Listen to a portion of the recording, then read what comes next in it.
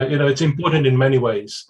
One is for the fellows who get to meet others as well as hear from others, but as well for newcomers who may not have been a part of the Asia Pacific Regional IGF in the past, for you to get a feel of what's coming up and, of course, have the opportunity to contribute to some of the discussions.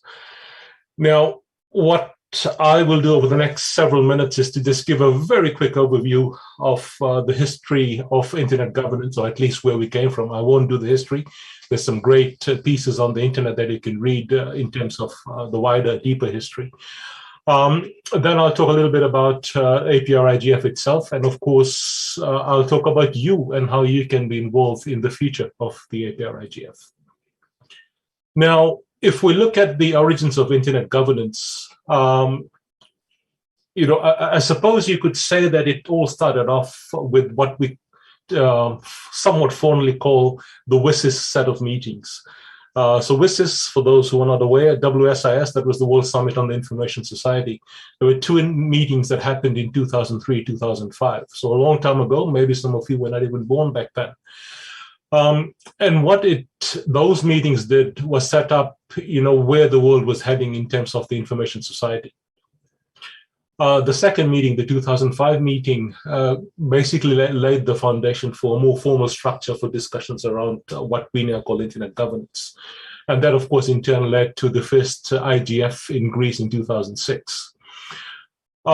Now, prior to that, discussions were obviously happening, but they were happening in multiple places. The technical community was speaking amongst themselves. The policy community was speaking amongst themselves. Academia were doing their own thing. Private sector was doing their own thing, and so on. And governments obviously did their own thing. So the whole notion around the Internet Governance Forum was to bring all those diverse voices together and ensure that everyone has an opportunity to contribute. Now, there's a lot of debate, perhaps you could say, that goes on around whether everyone has an equal footing and all that. So I won't get into that because that's a debate in itself. But what I will say is that at least Internet Governance Forums gives everyone the opportunity to contribute to the discussions in many different ways. So there's not just one singular way in which one can contribute to the discussions. Now, if we look back at the earlier discussions, most of that were around the technical aspects of the internet. Who ran what bits of the internet, the domain name system, for instance, IP addressing system. And some of those led to some very long-running battles. So some of us who come back from the old days, if I could call it that, are quite aware of some of those issues and topics, some of which were quite controversial, some caused quite a bit of concern in various dimensions. If we look at the internet itself, I think you've all, I'm sure, must have heard of it being described as a network of networks. So therefore, it's decentralized by design. If one bit of the internet stops working, another bit keeps on continuing, and that's the whole idea about having the decentralized design. The problems came around from various parties, and it's not just governments. There are other parties involved as well who wanted to centralize it back like the days of old. If you look at most of the other things that exist, so I won't get into name calling and all that, but most processes basically have some sort of centralized form of control. And when the internet, and for example, let's compare that to the telecom systems of old, that's how they were. It's a very structured, hierarchical structure that they exist in, and how things talk to each other and who governs what talks to what. So there was a lot of discussion and drive to get that sort of similar structure for the internet. But as I said before, the internet by design was decentralized. So how can you centralize something which is decentralized at its core? So a lot of those debates and discussions basically evolved out of those. Now, so I'm talking things from 15, 20 years ago, obviously. And, I think it's very clear that the internet has evolved since then. And if nothing else, I think all of us have seen the role the internet has played during the pandemic and continues to play. So that is even all the more important why we need to ensure that, the internet keeps on evolving, it remains open, it remains accessible, and it serves our purpose today and into tomorrow, Now, if I think back to 2006, when the first global IGF took place in Greece, a lot of the things that we were using back in those days don't exist anymore. I'm talking about applications and services on the internet, right? And a lot of the things, in fact, most of the things that we use today, which is second nature to us, with social media and messaging and video and this Zoom system we're using right now, for instance, all that didn't exist back then. As well, I think the range of issues have also broadened out, moving on from those very technical oriented discussions to the techno-policy sort of discussions to what we have today, where there's a large amount of rights-based issues as part of the discussions as well. And really, it's all about all aspects of life, isn't it? Because, I think it's very clear that today the internet itself touches all aspects of our life, be it professional or personal, be it work, be it in the home, be it learning something new, and so on. As, of course, the internet has evolved, the discussions around it have also needed to evolve. I will say here that, there are some people who are still stuck in what I call the dark ages of the internet, and they still keep on harping on about old discussions. I think it's very important that, we have to be mindful of where we came from, but we need to look ahead and see where we can take this thing, which has, done so, it served us really, really well thus far. And I think there's a whole lot more it can do. So one of the key questions, obviously, is, where and how do we have these discussions around the internet? And how do we ensure that all these different voices from different parts of the world, but as well from different sectors and different communities are able to engage? And not everyone can go to every meeting at the global IGF. I mean, in the last 2 years, for instance, it's been hampered because of the pandemic. We can't travel. But as well, there are other things that come into play, in terms of costs associated with it, and so on. Now, some of the concerns and discussions that happen at internet governance meetings and events are very local. Some are regional, and of course, some are global. One key question, of course, is how do you balance all those? And that's been a struggle in many regards. So that's where national and regional IGFs come in.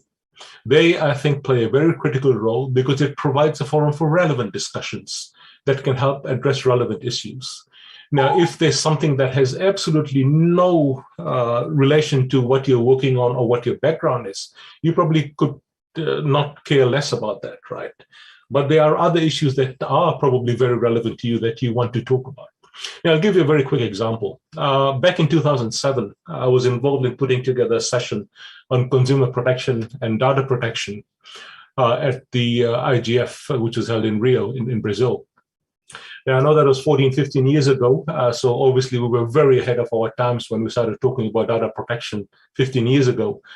And I'm sure you know that it's all the rage these days in terms of data breaches and data protection and all that. Anyway, after the session, this chap came up to me and said, he found the session very interesting, the discussions and insights very interesting.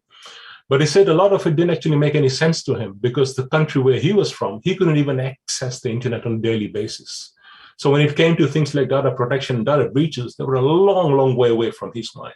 So that, I tell you that because just to give an example that, it may be something that's not relevant immediately, but it may be relevant further down the track. So one other thing that the Internet Governance Forums do is that, it broadens your horizons in terms of, what you know about, what you learn about, and what you get exposed to in terms of, what's happening in the wider internet world. Now, if we turn to the Asia Pacific itself, we know it's the world's largest region. It's the most diverse as well. And interestingly, we have some of the most developed countries and economies in the region, and we have also some of the least developed. We have some of the most technologically advanced economies, and we have small island states and landlocked countries, which in themselves are very unique challenges. But yet, coming together from all these different backgrounds, we can benefit from the common opportunities that we can get, and to be able to share the knowledge that we all hold. The Asia Pacific Regional IGF itself was formed in 2010, and we have a somewhat short but very rich history, I would say. I would describe the earlier meetings as very small meetings, and progressively over the years they've gone larger and larger. So much so that if I reflect back on the last two physical meetings we were able to have before the pandemic put an end to the face-to-face meetings, we had prime ministers and ministers coming and attending and speaking, which I think was an important achievement for the regional IGF. Last year, obviously, we had to move to a virtual format. And this year, we are a sort of a hybrid format. We have some physical bits, we have some remote hubs and so on, but, largely it is still a virtual event. Now, there's some nice bits about physical meetings, which I think we're probably going to miss out on. But one other thing that it's done, and I call this the tyranny of time, distance, and visas, because, the virtual format allows a whole wider range of people to be able to be involved in this. And because it's being held online, and you can also obviously catch up on sessions later on with the recording and the webcast that's also going out for this session. Whatever you see on the agenda for this year's meeting is community driven. And I can't highlight that enough. Prior to the event being advertised and so on, we had a call for themes and topics, which basically provides people from around the region, but as well beyond the region, to submit session ideas on what they want to do. We've also done some interesting things this year in terms of the session types that are there to better reflect the wider community's needs. And, this includes, traditionally it's been workshops, but, we've got things like showcases and route tables and other things this year, which I think is far more reflective of where we headed as the wider community. Now, I said earlier that, as the internet has evolved, the IGF or internet governance related discussions have also had to evolve. And I think we can really see that in action here at the APrIGF. For those who are new to the scene, our fellows and newcomers, I invite you to remain connected with the APrIGF. There are many opportunities to contribute, and you'll get exposed to some of these as you go through the week. A lot of effort goes into pulling off an event like this. It's no mean feat, and there's a lot of people involved. We've got working groups and committees who've come together to put this together. I would invite you to consider joining those committees for future events and contribute to this process. We also have what we call the MSG, the multi-stakeholder group, which is really the brains trust that provides guidance for this event and the workings of the APrIGF. You can also join the MSG if you're so inclined and play an even further active role in determining, where we head next as an organization. I should say that, we really need to have new people involved. We can't, in terms of,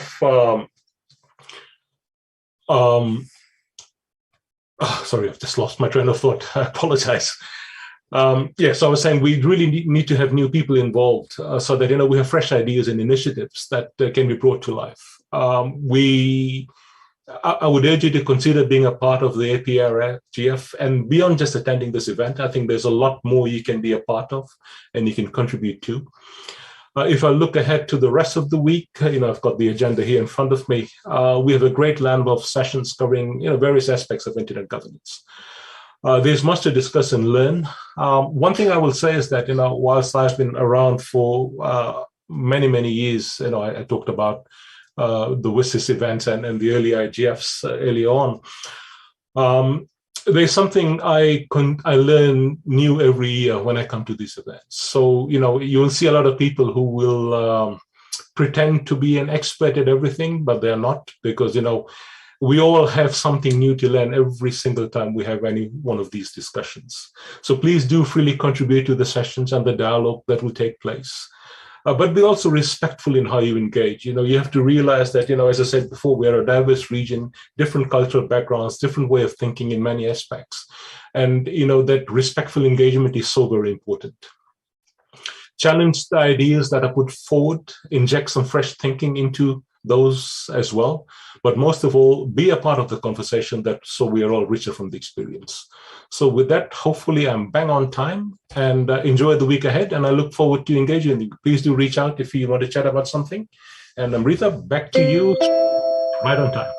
Thank you, Raj. You were right on time. And thank you. You set the ball rolling, and you've covered many of the points which I was thinking of covering. As Raj mentioned, we are very diverse as a region, not only socially, culturally, but even, in terms of our internet adoption. Though we house 60% of the world's population, we have differences in terms of internet usage rates, and in terms of affordability and the the pandemic has, seriously impacted and affected all parts of our lives. We rely on the internet more, and we've seen that the pandemic, since our reliance on internet has grown, the pandemic has increased the digital divide between people who have connectivity and who have been able to avail the services and those who do not. Similarly, there are countries in this region who have adopted digital technologies in an innovative way to I would say contain the pandemic. Countries like South Korea, Singapore, etc. Whereas there are countries who have not been able to get into that bandwagon till now, and there needs to be more to be done. So there is a concern about meaningful access, inclusiveness of the internet, etc. And that is why this year, the APrIGF community, as Raj mentioned, decided on the overarching theme, which is towards an inclusive, sustainable, and trusted internet, with three main sub-themes: inclusion, sustainability, and trust. The reason why we chose trust, etc., is also because there is a growing concern within our region about cyber threats, cybercrime, surveillance, misinformation, hate speech, data protection, cybersecurity and privacy breaches, internet shutdowns, etc. While I will not be getting into the sub-themes more because we have people who will be speaking about it, but definitely we want the internet to be inclusive. We want people to be able to use the internet in every part of the region. People should have connectivity, and the connectivity should be on. Similarly, when we are having new technologies coming in, we have more innovations happening. How can we take care of, the issues of, the ecological harm which is happening, or even use technology to our benefit to make it a more sustainable to have more sustainable development, and also how to strike a balance between protecting security of human beings as well as maintaining the resilience and stability of the internet, as well as managing the privacy and rights of people. So there are diverse issues which are happening in our region, and that is why we have this overarching theme. We may not be able to cover everything in the next 3 days because this is a hybrid session, but the idea is to actually initiate discussions where you can share your thoughts, views, and inputs and opinions, because different regions have different ways. There is no right and there is no wrong. These are perspectives which we bring from our backgrounds. So it is, I would say, a culmination of thoughts where people can put in their own thoughts, and we can also try to come up with the different thoughts and strains into our synthesis document, which comes up.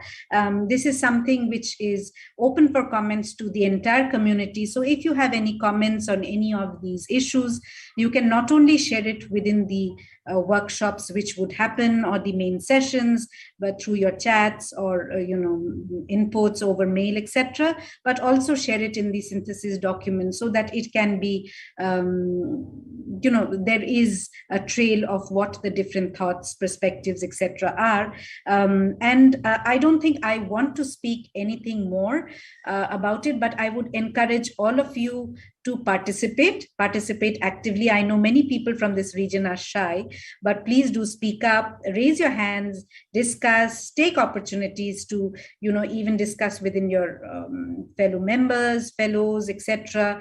Ask, you can even, reach out to anyone in the chat and speak. We don't follow protocols. We do not follow hierarchy. So you can reach out to any one of us anytime if you have any query. And we'll be happy to have you in the MSG or into the community participating and making it much more enriching. So that's all from me here, and I think I have given back some time. So I will now pass the I will invite Anju Mangal, who will be speaking to you a bit about what she feels could be certain things which is necessary for having an inclusive internet governance ecosystem in the Asia Pacific region. Anju, over to you. Thank you so much, Amrita, and also thank you, Raj. Good morning and good afternoon to all newcomers and also youths, and namaste to the members and community in Nepal Hub. It's a pleasure to join you today from a remote island of Fiji, actually, a community which is an hour away from the city in Fiji. I'm actually on a 3G connection and not 4G, so it's a perfect time to talk about digital inclusion. And as Raj said, we want to Anju, I hope you don't fall into the sea. Don't lean back too far. You're going to fall into the sea there. Yeah. See, this is all, it's going to be very informal, which I love. As Raj said, that we want to capture the global voices around the world and also continue to engage local and the regional community. My colleagues, Gaia, Pavitra, and I are super excited to talk about a very important topic, digital inclusion. But before I start explaining what digital inclusion is, I want you to use the chat forum to explain what the word inclusion is in your own words. And like Amrita said, don't be shy because we're all learning something new every day. And don't worry about being right or wrong, just say what comes to your mind and don't Google it, please. You can also use the hashtag APrIGF 2021 to share your thoughts on digital inclusion. Okay, so while you're doing that, let me explain in very simple language what the word inclusion means. And before I actually explain what digital inclusion is. So inclusion means equal opportunities or equal access to opportunities for all. Many of us are fortunate and privileged to have access to food, water, shelter, but there are lots of people out there who don't have... Oh, there's someone talking. Okay, people who don't have the same opportunities. And when we talk about internet access or the web, many are still not connected. They don't have meaningful connectivity or they cannot afford to be online. And then there are many people who are living in rural and remote communities who don't have access to electricity or even smart devices. So it's hard for them to go online or access online resources. We also have persons with disabilities or people who are mentally challenged. Some kids also have autism or dyslexia and not able to have the right digital skills to use a computer or even browse the web. We also have minority and marginalized groups who are mostly, sometimes cut out or cut off from the using internet. We also have our refugee communities and the LGBTQI groups struggling to go online because some of them are probably bullied online. Okay, so now I'll ask you to type what you understand by digital inclusion. And again, don't Google it. Don't be shy, just type whatever that comes to your mind. And while you're doing that, let me explain what digital inclusion really means. That all individuals and communities have access to ICT. They enjoy the benefits of being online and using technology, the internet, and the web. So it basically means to use the computers or even smartphones and having the right digital skills so that you can have access to information online. And also, when we talk about digital inclusion, it means that women and men have equal access to internet or web, and there's no digital gender divide. Let's take, for example, this Zoom platform, right? Imagine if we didn't have live transcription or captions. Would our brothers and sisters and friends with hearing impairment be able to join the session today? Or did you ever imagine how your colleague with maybe visual impairment would use a website if he or she didn't have access to assistive technologies? As mentioned earlier, I am using 3G connectivity. The speed to download files from my emails can be a little tricky. And I could be disconnected any time of the day. And in the reality, 95% of the people in my country have access to mobile internet connectivity, but not everyone has the same speed of bandwidth. We have 300 islands, but there's around 5% that are still not connected. Majority of the unconnected are in East Asia, South Asia, and the Pacific countries. So today, I want you to think of some important points. How do we ensure that everyone is included and is connected? How can we ensure digital inclusion for all? And what can we do to make sure equal opportunities for all? this week, like Raj and Amrita said, you will learn from the key experts in the Asia Pacific region on some of the amazing projects they're working on to bridge the digital divide and to connect the unconnected 4.1 or 4.4 billion. There are many organizations around the world working on digital inclusion projects as well. So I'm not going to take too much of your time. What I will do is we'll go into a breakout session because we have at least another 15 minutes. And then we have our team, Pavitra, Gaia, and also Raj, Amrita, and a few others that are going to provide that support. And we're going to answer some of your questions on digital inclusion. So we're going to go into breakout sessions. And I think Christine will be organizing that. And then we will be focusing on 3 main points. What does digital inclusion mean to you and in your country? Have you been excluded from the digital world? How can we work to ensure to close the digital divide? And are you working on any of the projects that ensure digital inclusion for all? And I, again, would encourage you to share openly and give us examples of people who are excluded from the digital world. And then after the breakout session, we come back and then we'll join another session on sustainability. So Christine, can we go into our breakout session? Oops, sorry. Yes, so the breakout will be around 20 minutes. We also have the APrIGF organizing committee members here to help out, Bea, Arif, and Felicia, and also one of our fellows, Swaran, also from Fiji, to help out in the breakout rooms. So in a minute, you will be entering the breakout rooms, and then we can come back and do a wrap up for 5 minutes. So I'll do that now. Yeah, and Christine Cheryl is also there. She's volunteered. If any group needs, please bring in the MSG. Everyone's happy to help.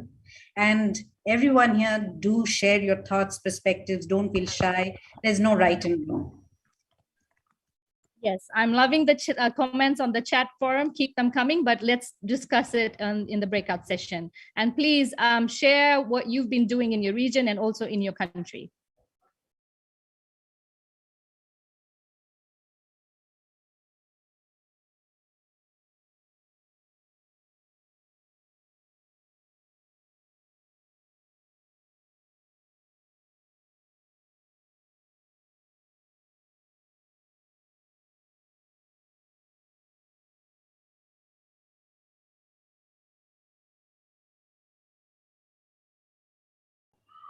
Okay, so I see 12 people.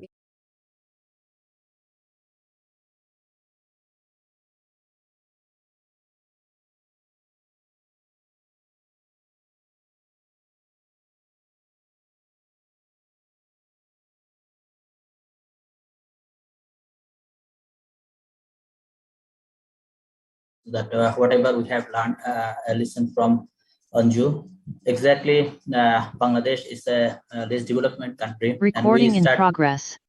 The recent few years, our government has taken initiative to make the internet for all. You know that in our city, we have broadband connections, but in our rural districts, there is a fewer broadband possibilities.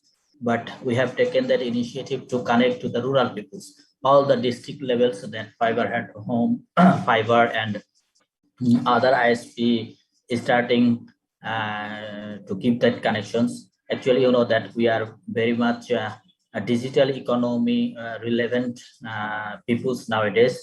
Not only that this pandemic, we started our digital evaluation before 3-4 years ago. So our agriculture sectors, those who are doing the farming in the root level, they are now still getting the permission to sell their product over the internet in the cities. You know, there are lots of barriers for them. Let's keep it small. Right. Let's keep it for 2 minutes, okay, and hear the others also. So this is the practical example of that inclusion I have seen here. That's it from me. Great, thanks. We'd like to hear the others also share what you feel is inclusion. We have different sessions and which is, related to inclusion this time. We can speak about it more if you want, but, you can share your thoughts. If you have any questions about it, please feel free to ask. Who wants to go first? Anyone can unmute, introduce yourself and speak. Or I'll start pulling people up.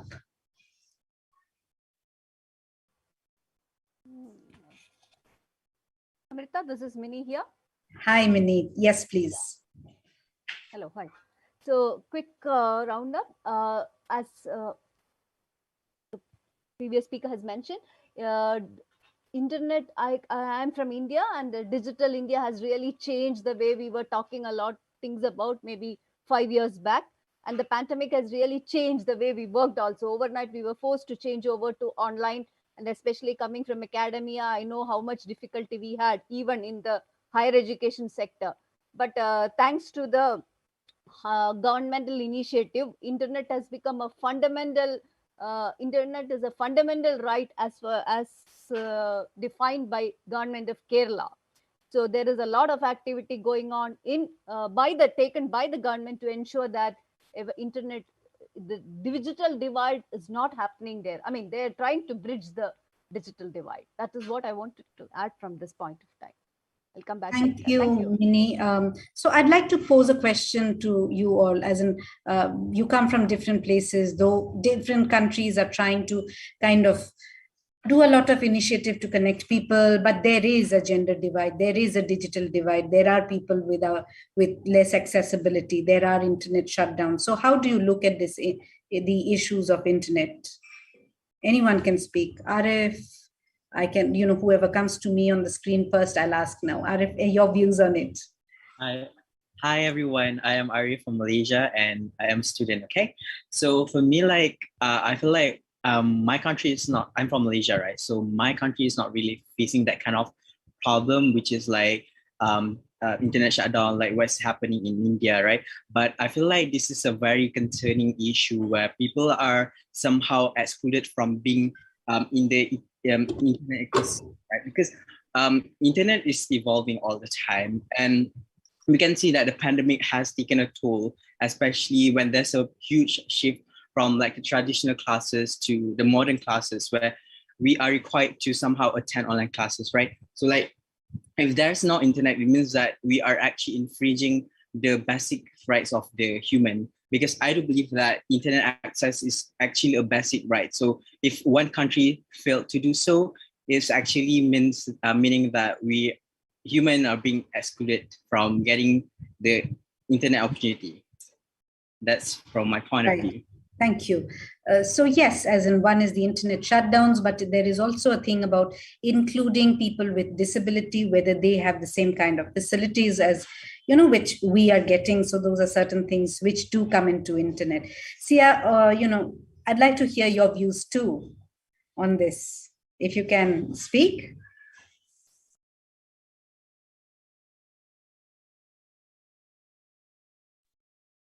I guess not. Samik, would you like to speak? Share your views. Hi, Amrita. First, I come from Nepal, so I would like to just talk about the recent pandemic and how I even wrote an article about it, and how old people and the people who didn't have access to internet were deprived of vaccines because they could not fill their forms online. While the government data still reads 87% of people in Nepal have access to the internet, there were only 1 million people who registered for this forms, which were not following the web WEOG guidelines and all those. And so not many people, especially old people, and wouldn't have access, and the last mile communities wouldn't have access to fast internet. They were deprived, and also about inclusion. I personally feel internet is still like, for a country like us, like fast internet is still for urban crowd. And there's always a divide, or there's always a divide between rural and urban when it comes to access as well. Although we don't have like shutdowns or anything, we have like major problems with content and people getting arrested, so we don't have proper policies for it. So yeah, that is our context. Yeah. Thanks, Samik, for sharing this. Sia, would you like to share your views now? Can you speak, or we'll go to Nisar? Hello, is it working? Yes, Yep. we can hear you. So I'm Sia. I'm not a student, unfortunately, but I'm working in a new organization focusing on digital security, really. Because here in Malaysia, we have a lot of NGOs and activists that were practically forced to transition to remote working, but not with the associated technical know-how on how to keep data secure and how to manage their data, really. So yeah, that's what my organization works on. We do training and stuff to basically catch up on a lot of the more technical infrastructure level, like what's your organizational security policy, or can you recognize what's a phishing email? So unfortunately, on the matter of inclusion and accessibility, I don't think I have much to comment on because we work in a very narrow area. No, that's absolutely all right, because, if when we are talking about inclusion, safety over the internet is also something which is very important. So I'll go to Nirosha. She's raised her hand. Nirosha, over to you. Thank you, Amrita. So I'm from Sri Lanka. I'm Nirosha Vedasinghe, attached to Kotalawala Defence University. I did my PhD in relation to digital divide. So I'm really interested about talking, especially with the differently able people. So when consider about the Sri Lankan situation, I basically done a very massive study about the disability digital divide.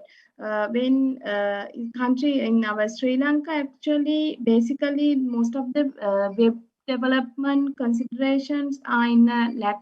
There are some web accessibility guidelines from the W3C, but when they're developing websites, so most of the web developers and the stakeholders of these web development process have not consideration about the accessibility needs or inclusion needs of these differently able people. So that problem is there. So I think if we have a kind of many people have already taken some initiations to include some webinar series and some sessions to discuss about these matters, but the problem lack of in our country is we don't have such proper legal framework to address those issues. So then they just listen to the things and go and do the nothing consider about when they are web developing.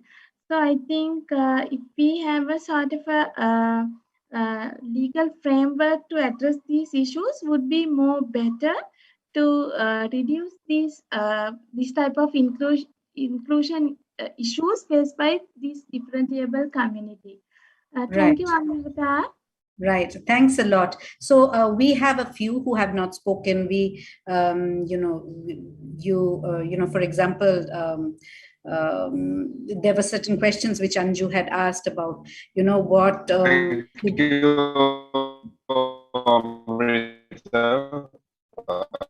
Mosam, your voice is breaking. Can you try again? We can't hear you. And we'd like to hear from the yes. Thank you so much. Yeah, I would like to talk about something else. I just share my last year experience. If you allow me.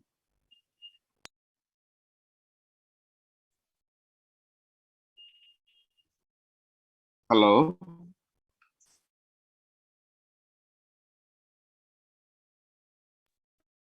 Mosam, your voice is cracking in between. If you can write it in the chat, it will be easier so we can have others speaking. So there were three questions. For example, Anju had asked, and one was, if we were discussing on it, is what does digital inclusion mean to you? Are you working on any project that ensure digital inclusion, or what can we do together? So is there anything you would like to suggest, any one of you?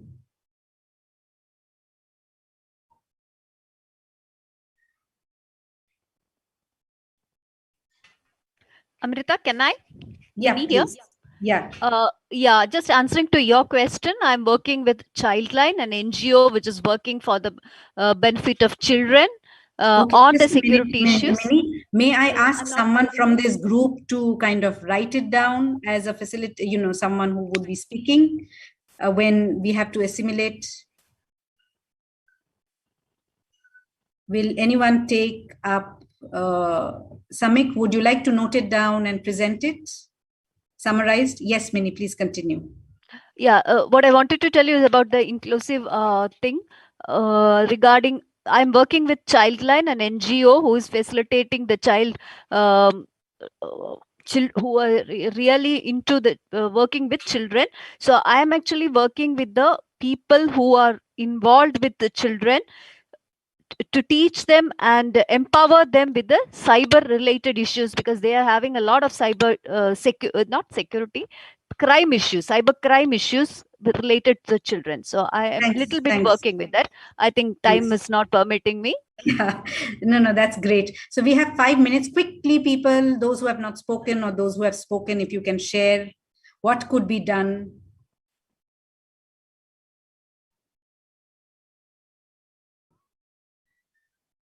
Anyone can speak, Kwang Ang, or I can see her. I can see a lot of people here, but if anyone wants to speak, we don't have much time.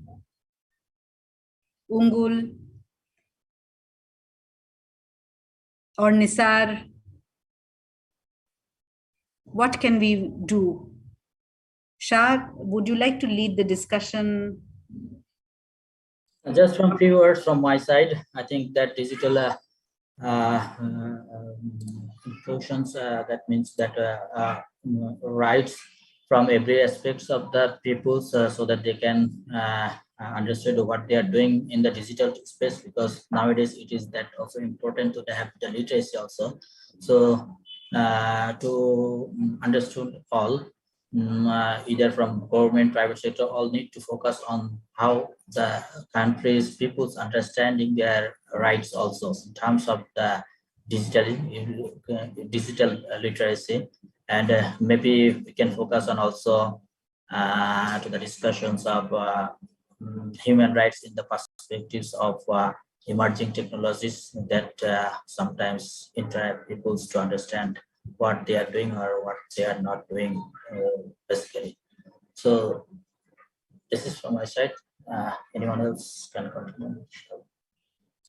Thanks, Shah. Perhaps we also have to have policies which are inclusive, taking different people, the women, the people who are disabled, etc., their views into consideration, so that when rules and regulations are made, they are more friendly.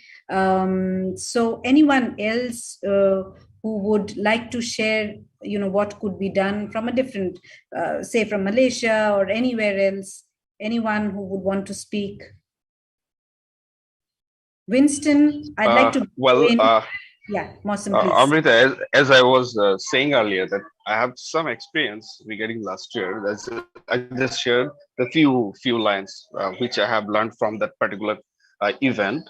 In last year, I was working in international organization like UNDP, whereas my core job was to ensure people human rights volume to the local and regional areas. And in this particular portions, whenever I worked there, and I have learned that in not only Asian, South Asian countries, most of the countries in the whole world, a certain portion of people are day by day gradually feeling the lack of the inclusion issues. So I think it's not individual or regional issues. I think it's a global issue that we need to solve together and work together. That's all I want to share my thoughts. Yeah. Thank you. Very, very legitimate thoughts, Mosam. And it is a global issue, but when we're talking about Asia Pacific, we have certain regions where we have issues. Yes, Nisar, please come in. I'd like to hear you. Hi, everyone. Inclusion, as per me, means access to the digital world for every human being, despite of their sexuality or their gender, or even if they are differently abled. I think the solution to it could be increase in the digital literacy rate of people, especially in my country. And during that pandemic, as our whole education system was dependent on the internet, the lower digital literacy rate in old people and women in certain parts of my country, because of that lack of digital literacy, people face a lot of problem in getting education and even while delivering lectures, because old people don't really have literacy about the digital world. And I think that was a very big problem for all of us, like the students, because many of the students lagged behind because of this major issue. And as you know, education is the basic necessity, and we really lagged because of this lack in digital literacy in the lockdown era. So I think digital literacy is absolutely, as in digital literacy is must, especially for people like senior citizens who have been thrown into the internet and they have to wait, and there's a lot of cybercrime, etc. they're facing. In fact, we did few workshops with senior citizens, and they absolutely have no clue, but they have to use it even for health and everything. So I think digital literacy across spectrum is something which is also important. Making affordable internet devices energy efficient, I think those are things. Samik, yes, please come in. We have 32 seconds before we are pushed out. Okay. Just adding to that, during the pandemic, I think inclusion also begins from family for us. Like, we're very socially bound, at least in Asia and South Asia. So during the pandemic, the female members of the society who were going to school and not given devices, while male were preferred to be given one devices that were in the family for their education, which is really sad. I just wanted to put that out. So yeah. So I think family plays a very vital role as well. So yeah. Okay, so now we have to go back. See you there, Samik, you're presenting.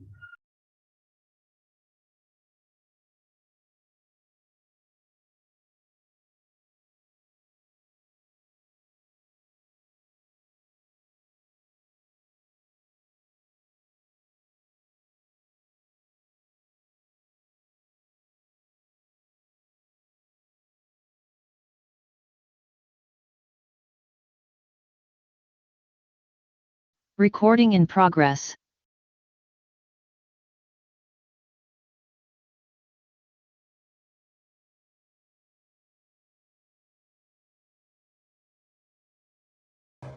Christine, are we still coming back? A few groups yet to come back?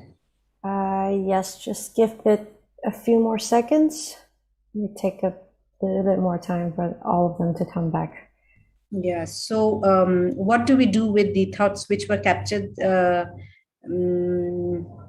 during the discussion? Will the facilitators have to share it with someone, or will they keep it with themselves at this point?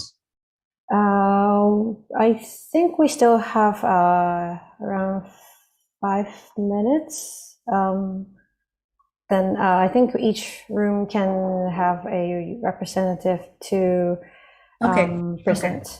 Right? Yeah. Okay. How many groups was there? There are four. Okay. So I guess yeah, we could get started, right, with the groups. Maybe have someone from group 1 come and present, briefly in 1 minute what you all were discussing or what were the main points. Someone from group 1? Hi. Hi everyone. So I facilitated for group 1, and I'm so sorry. I'm quite nervous, but what we discussed a lot about, of course, including people with disabilities, the elderly, the poor, and I also talked on the topic of course, students nowadays. Some students are still not connected to the internet, and therefore hinders their education or stops their education. And of course, we talked about the different perspectives from different countries like Indonesia, from Trinidad and Tobago. I forgot. I'm sorry, Miss Fire Circle. But yeah, we discussed a lot about, of course, the transgender people, the women, of course, the protection for women. And we also really discussed a lot about just including, of course, the deaf and the blind, and of course, how we just need to find a way to include everyone. And yeah, and I also mentioned, like what Raj said a while ago, that APrIGF, or this forum, this platform, allows for inclusion. And now that it is online, more people are able to attend and educate and express again their thoughts, and we're able to see the different perspectives of our brothers and sisters here in Asia and around the world. So yeah, that's it for me. Thank you. Let's have group 2. Who's going to speak from group 2? I don't really know which number I'm on. Yes, Pavitra, you're in room 2. You'll be able to give a summary?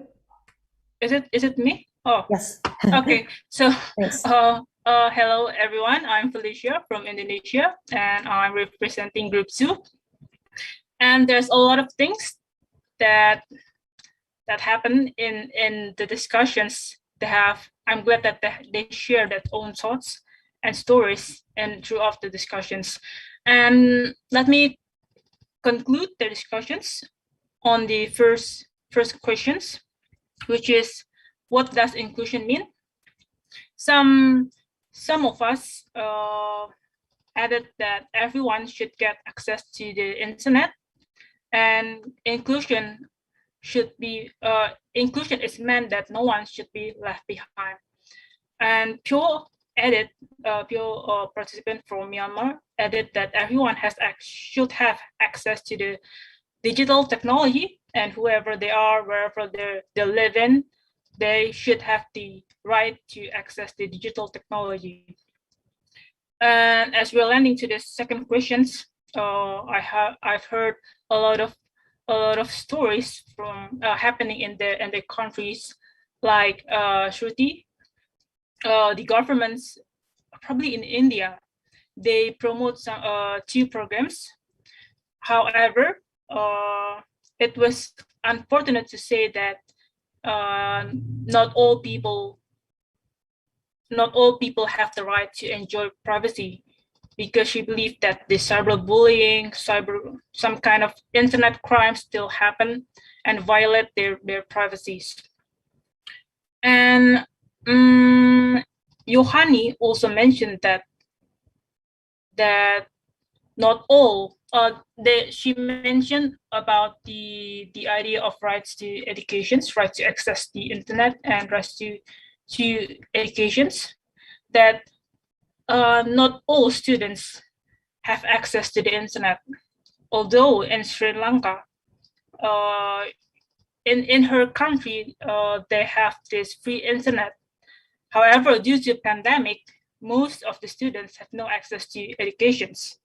And lastly, Pio also share some kind of similar stories. She said that her friends live somewhere in a remote area, that unfortunately she has no access to education due to some kind of internet shutdowns and political pressure. So in conclusions, they didn't talk. They didn't discuss only on. They didn't touch on the idea of inclusion, but also touch on the idea of educations, and also trust, such as the right to privacy, like I mentioned earlier. So that is that, and thank you. Thank you. I think most of these have interlinkages somewhere, and that's what your group has highlighted. Next is Arif, if I'm not mistaken, from group 3. Hi everyone, I'm Arif from Malaysia. So my group has discussed an array of things. So for us, like definition of inclusion is basically about internet participation, regardless of sexuality of someone, gender, race, classes, language, religion, age group, and social disability. So like one of the problem that somehow captured my attention was all about registration of vaccine in this particular country. I'm not sure which country. I forgot about this one person talk about this, but this is all what happened in my country too, Malaysia, where the elderly have somehow to register online their vaccine. So what we can conclude is that when there's no inclusion in the internet, where people are not really tech savvy, right? So they cannot really register for the vaccine for themselves, right? So can you see like how this kind of issue leads to some other consequences, like from the exclusion of internet, exclusion of digital technologies, right? It will lead to other consequences too. And other issues that we conferred was about how these kids, how these children are basically excluded from the classes, where we can see that the pandemic has shifted from traditional classes to internet modern classes, where we are required to talk about, we are required to attend online classes, right? So this kind of like situations that's happening and is quite concerning, right? And then there are several projects that my group mates are working on, and one of the project, if I'm not mistaken, was about to include the kids on how they should know about cyber crimes and this kind of issues. So I think it's a very a good move, and I can see that they will be like at the end of the tunnel. So that's something that I can conclude from my group. Thank you, everyone. Thank you, Arif. From group 4, will it be Swaran who would be speaking or Pavitra?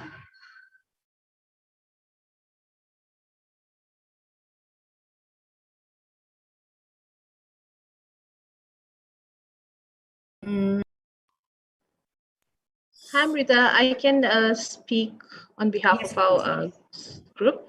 Yes, so we had some interesting discussions around inclusion generally. I'd just like to highlight some of them. So we were asking 3 fundamental questions about what does digital inclusion mean to you in your region? What are some of the inclusion issues? And what are the initiatives that are currently taking place? So Brinda from India mentioned about smartphones. So though they have smartphones in the country, but preference was normally given to the patriarch of the family. And there were some initiatives around the teaching community, but she strongly believes that a change in mindset is absolutely important to remove this deeply rooted issue of patriarchy. So there's this ongoing fight, and I believe that is the same for the Pacific as well. Srideep from Nepal mentioned that this is a rather dynamic topic, which involves the issues of gender, marginalized communities, issues pertaining to cost, policies, communication, and there is a need for awareness of digital rights right at the grassroots level. And at the moment, initiatives are quite low, but they are hopeful that some new policies and some new initiatives would start. He did also mention about citizens who do not have access to internet and websites. There are some numbers that they can actually dial to, and then someone will be able to navigate through the internet and give them the information that they need. Kalpesh mentioned about remote connectivity. It is a major issue. In fact, this was an issue highlighted by a majority of the members in the group, that the rural community are still largely marginalized. Anu Tharasi also mentioned about remote connection being an issue, especially during the pandemic, and rural students are largely not included currently in the greater scheme of things, they are the ones who are missing out the most. Digital empowerment is also needed, and we also had some points from Myanmar. And the major issue there was the current political crisis, and because of that, many citizens do not have access to internet. Even the middle class families or upper class economic families, coming from better socioeconomic backgrounds, yes. even they were. We are running out of time, but thank you so much. Thank you so much for all the 4 groups. So for the next groups also, when we break out next after Ellen speaks, Dia would be facilitating group 1, Felicia group 2, Arif group 3, and Swan for group 4. So you would have to assimilate all the thoughts and come back and present within 1 minute, not more. So now we go to Ellen Strickland from Internet New Zealand. She would be speaking on the theme called sustainability. Ellen, over to you. Sure, hello. Can you all hear me? Is that good? Yeah, excellent. Lovely. Yeah, clear. All right. Excellent. Thank you. Hello, everyone. I'm Ellen Strickland from Internet New Zealand. So we are the guardians of .nz, the New Zealand top-level domain. I'm also a board member of .asia, and I'm really honored to be here today to talk about sustainability as part of this session. I am a big fan of the APrIGF and of internet governance initiatives that helped organize the New Zealand one, and I'm a big fan of Day Zeros. I think they're a really important part of the week and the kind of discussions and learning that happen in these events. So sustainability is a really important theme for the internet and for this week. And it's also a challenge because it's full of complex and varied topics within that theme.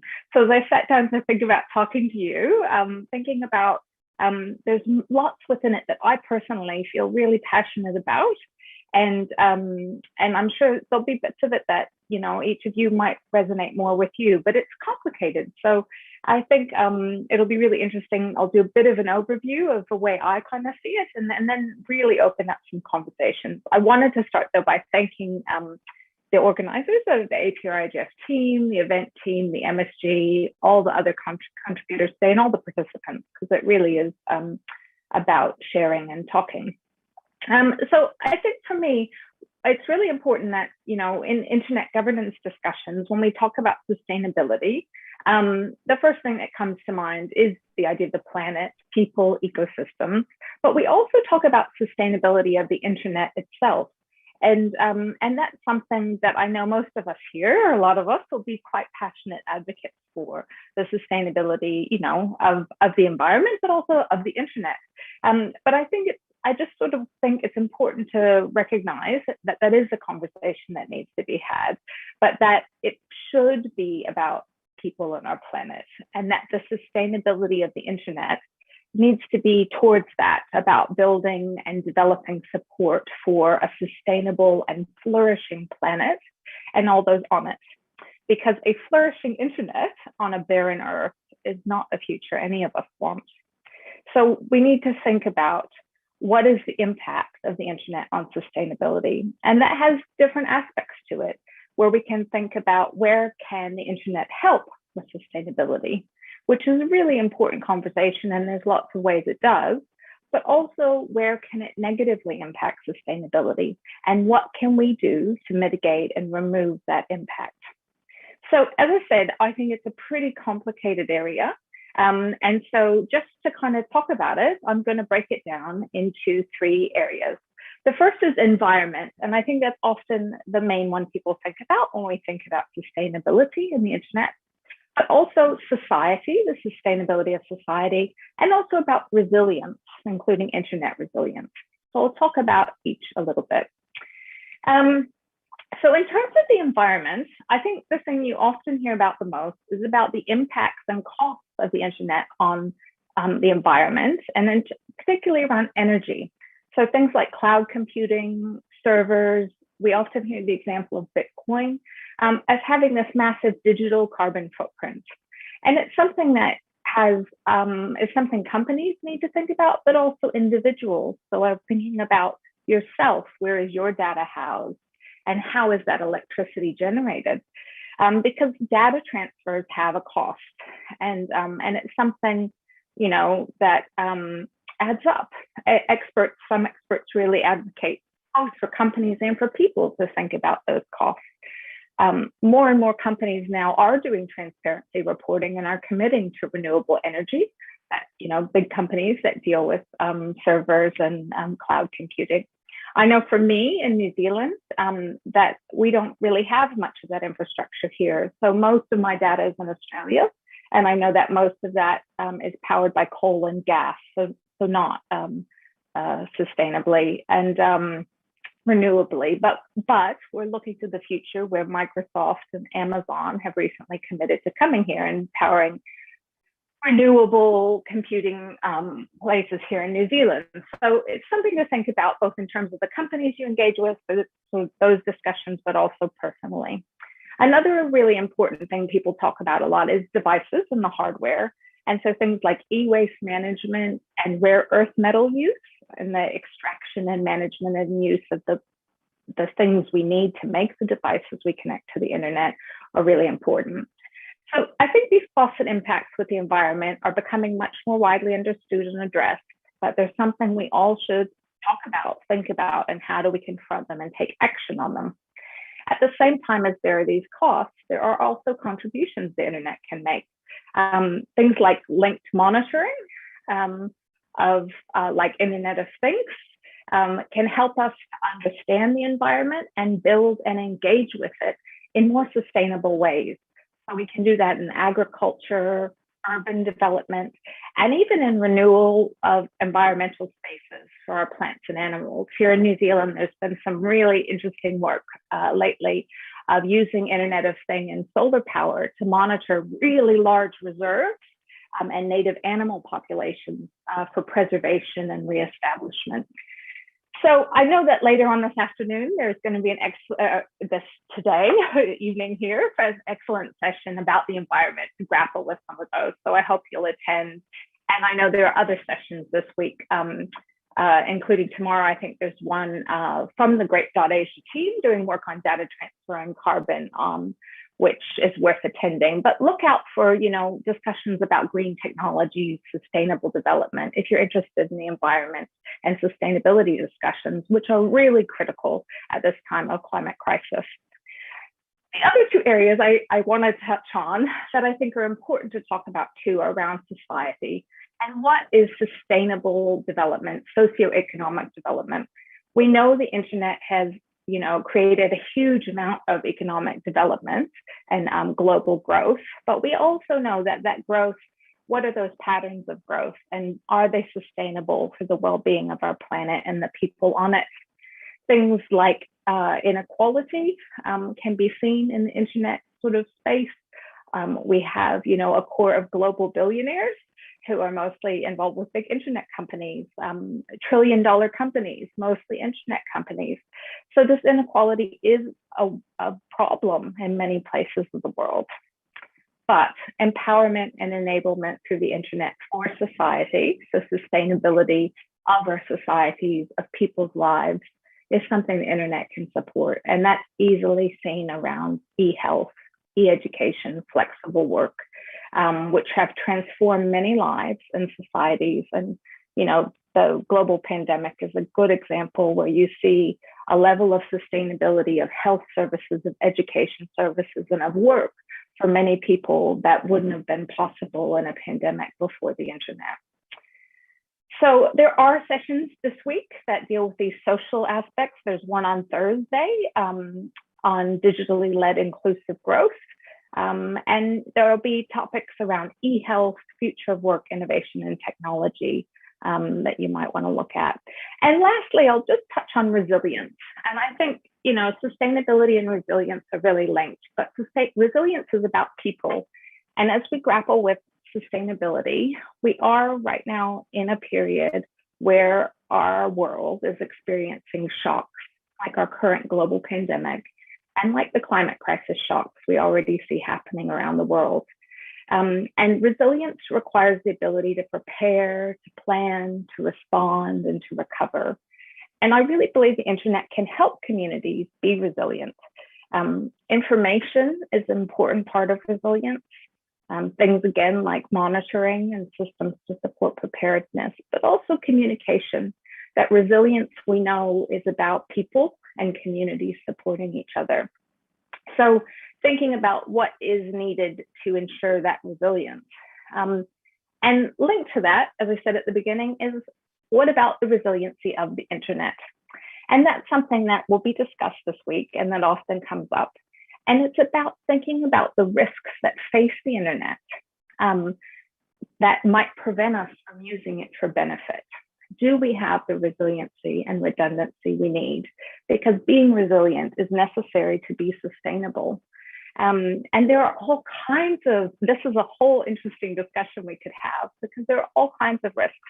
One thing that I think got to media this week was around the potential susceptibility of our fiber optic networks to solar storms, not the fiber, but the repeaters, the electric repeaters that are along the way, and that we have massive solar storms every few hundred years. We haven't had them since the internet. What would happen, right? So that's just an example where we need to understand the risks and to the internet's operation, both at a technical and a policy level, so that we can manage risks and ensure resiliency.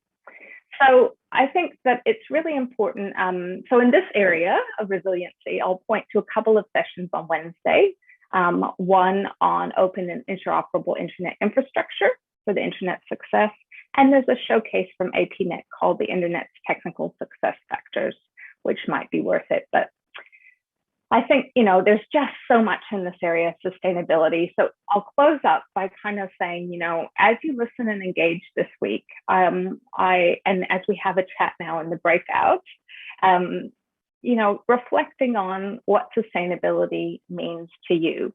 And I think I'll share kind of an Internet NZ perspective, is that at the moment we're asking ourselves as Internet NZ, and we're asking the New Zealand community, what is an internet for good? How does an internet for good, work in the world? And for me, I think sustainability is a part of that.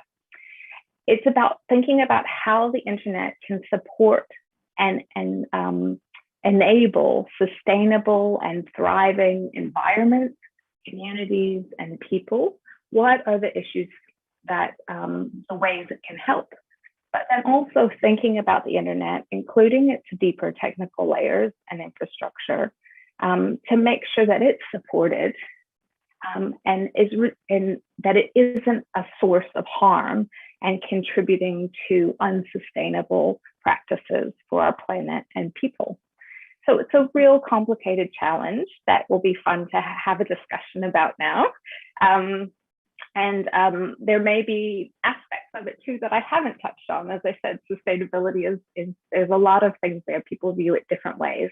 So as you go into the breakouts, I'd encourage you to, think about examples that are of interest to you about the environment, about society, about resilience. Some that I've mentioned that are some of the key ones, but also if there's anything else that you think is a really important part of sustainability. Thank you. Thank you, Ellen. That was wonderful as an introduction to a very complicated issue. So we have the group breakout sessions. So we have 4 breakout rooms like earlier, but the first one we had given you 20 minutes because we wanted you to warm up. But in this one and the next, we'll have 15 minutes. And the first breakout room would be facilitated by B, second one by Felicia, third by Arif, and fourth by Swaran.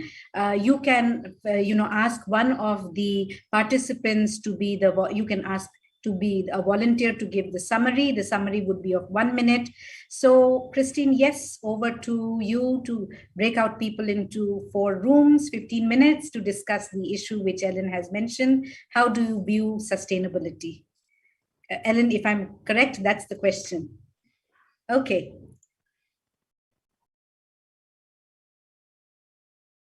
Okay, I'll start the breakout room now. It might take a few seconds. Thank you.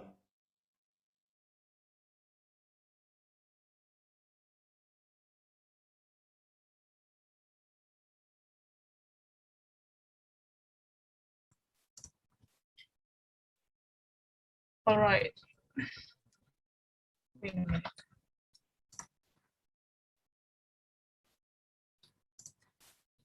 So I guess we are all ready. And welcome to the breakup group discussions. And yeah, I see different participants, but yeah, that's okay. So honestly, this is my first time facilitating the sessions of APrIGF, and I really encourage you to discuss and be more interactive in these discussions. And I really expect that this discussions is more like a free-flowing discussions. You can freely share your thoughts, your ideas, your experience in the matter of sustainability.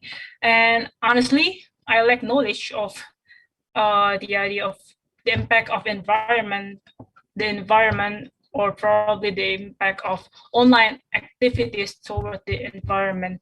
So I kind of missed out the part of the guiding questions, honestly. But the first questions you mentioned is that, what is the internet for good? What is really meant? What is the idea of internet? Does anybody want to share something? Okay.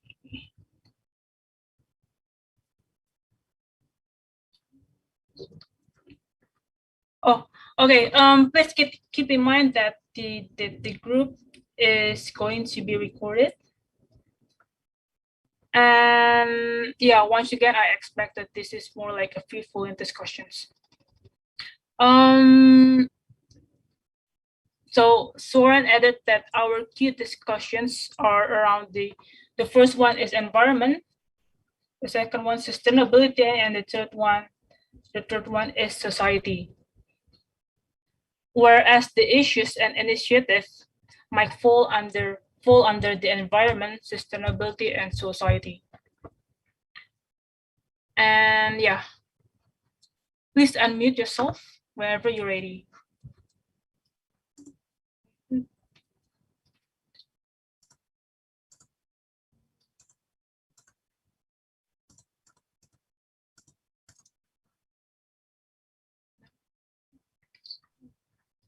Hello. Yep. Hello. Hi, I'd like to start since no one is willing to start. My name is Bong. I'm from the Philippines. Oh, hi, Bong. Good morning, everyone. What really struck me in the discussion earlier is the question of us working on the internet and causing harm to environment, society as a whole. And in my country, as you have probably heard, it will be an election year next year, but campaigns have already started, and the internet is being used for a lot of disinformation and political Recording propaganda. in progress. And this is really something of concern because if you know our history, we had a dictatorship for 20 years in the past, and we were able to overcome that dictatorship. And yet now the son and namesake of that dictator is making a comeback and is running for the presidency and using all his might and power in the internet to promote and revise history. And on the other hand, we have a government that is very supportive as well of that kind of revisionism. And so when I think about of these things, the internet is really going to cause a lot of harm if we do not do our share. For example, I have joined a group that is called Cyber Volunteers. Basically, we're fighting disinformation and misinformation on the internet, and understandably, because we fear that if we don't do our share, it's really our Philippine society that is at stake here. Because if people believe all these lies and say he gets elected into office, so history will be revised, and that dark side of our past would be how should I say it, forgotten and probably even glorified. So that's my, my take on this. Thank you. Wow, it's quite interesting to hear a little bit about cyber volunteer. Honestly, this might be the first time I heard the term called cyber volunteer. And yeah, you mentioned that this group mission is to fight against misinformations and disinformations. I believe when the elections coming up, you will probably hear a lot about the misinformations and disinformations that will probably end up harming the society. And yeah, once again, thanks, Bong, for your sharing. And I'd like to mention that we have our representative who is going to conclude our discussions. Her name is Diksha, and she will present our group by concluding our whole remarks. So without further ado, does anyone want to share something? Can I share? Hi, I'm Diksha from Nepal. So just like Bong said, as how the political parties are for the power the political parties can use and use internet to manipulate the result to grab power and such. I also believe that when we talk about sustainability, when we talk about sustainable development goals, we the main theme is leaving no one behind, right? So I think sustainability and inclusion goes hand in hand. And like when we first discussed inclusion, we were talking about not leaving no one behind and going collectively to exercise our digital rights and stuff.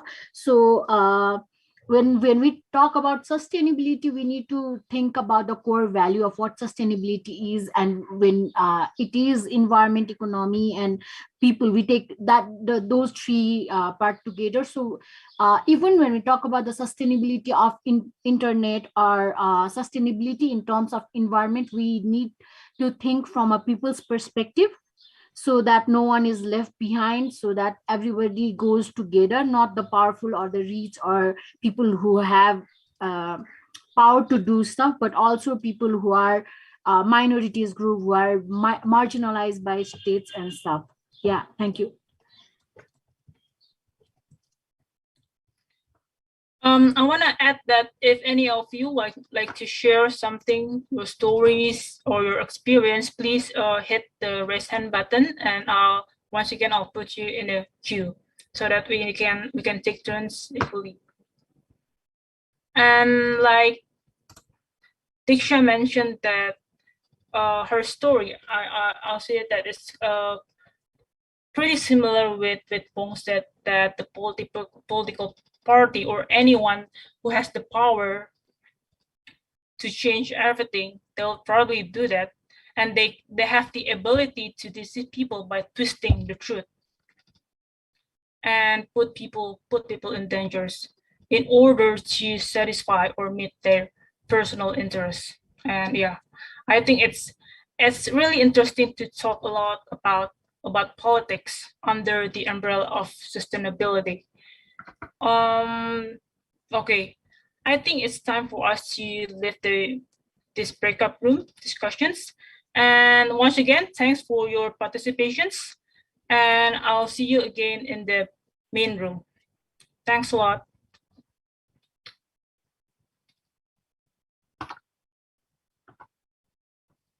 So Christine, do we get started? Else we will be delayed. Yes, I think we can start now. Thanks. Okay, so we have group 1, and who is BA going to speak, or is someone going to speak from that group? And you have 1 minute. Yes, Amrita, it'll be me. So hi again, everyone. I'm Bea from the Philippines. I think that compared to inclusion a while ago, we were more talkative on that because, again, we know what it means. But when it comes to sustainability, it's a very, again, broad word when we think about it. It can be related with anything.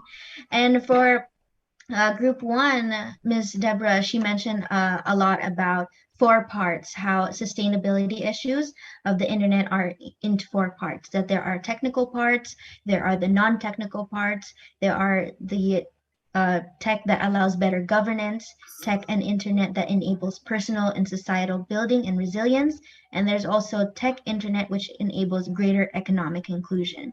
So also we mentioned that, of course, all these themes that we're talking about, inclusion, sustainability, trust, they're all interconnected or related with one another. So we talked about that too. And Mr. Samik, he mentioned that sustainability, it's an ongoing process which keeps innovating and re-innovating. And of course, it's not a one-day thing where we can all be sustainable in one day. It's not, it is a process. And again, we're still in that process. And we do have the responsibility to make a change and make a difference. That's from Group 1. Thank you so much. Super, B. You were fast and quick. Next, we move to Group 2. Is it Felicia or someone else?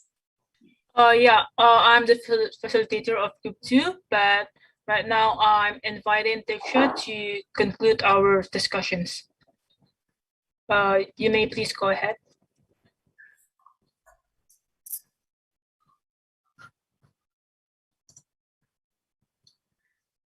Wait.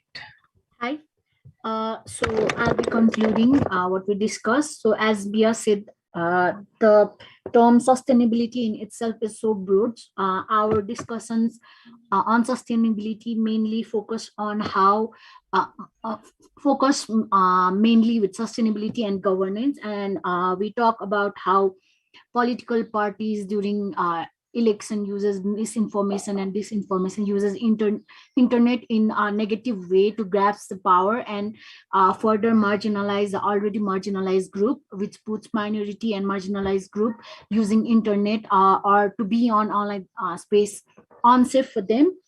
We also talk about how inclusion and sustainability goes hand in hand, and when we talk about sustainability or inclusion, we say that we are going to leave no one behind. But when political parties uses internet in a negative way, they are already harming the group. So even when we talk about sustainability or how we need to protect environment and internet and also people, we need to take consideration into that.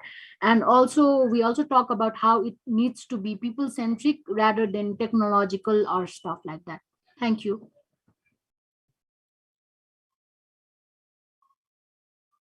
Thank you so much. Now we go to Group 3, and it is Arif, if I'm not mistaken. Arif, over to you. I think I will not talk about, but I will pick Pio to somehow talk about what has been conferred in my group. So let me introduce you, Pio. Okay, Aaron. Hello, everyone. I'm Pio from Myanmar. We discuss about sustainability related to the empowerment. As far as we can see that we are focusing on the internet connectivity to get access from everyone. On the other hand, we have the concerns about the data centers and the e-waste management problem related to the sustainability. I have also talked about my country issue, that's internet, telecom network, antenna are trying to set it at the top of the houses and the apartment. That's one of the issues that we face in my country. I also highlight and talk about that too regarding the sustainability. Developing country has no strong rules and regulation for getting the sustainable and developments for the sustainable environments because most of the governments are trying to get the profit first and then follow the rules and regulation to maintain the situation. And in addition, there are law enforcement are also needing to handle the environmental issue regarding the telecommunication companies. And I think that's all we discuss about it. Arif, do you have anything to add? Thank we you. don't have time, but thank you so much. And last but not the least, we have who's going to present from group 4? Is it Shah or Swaran?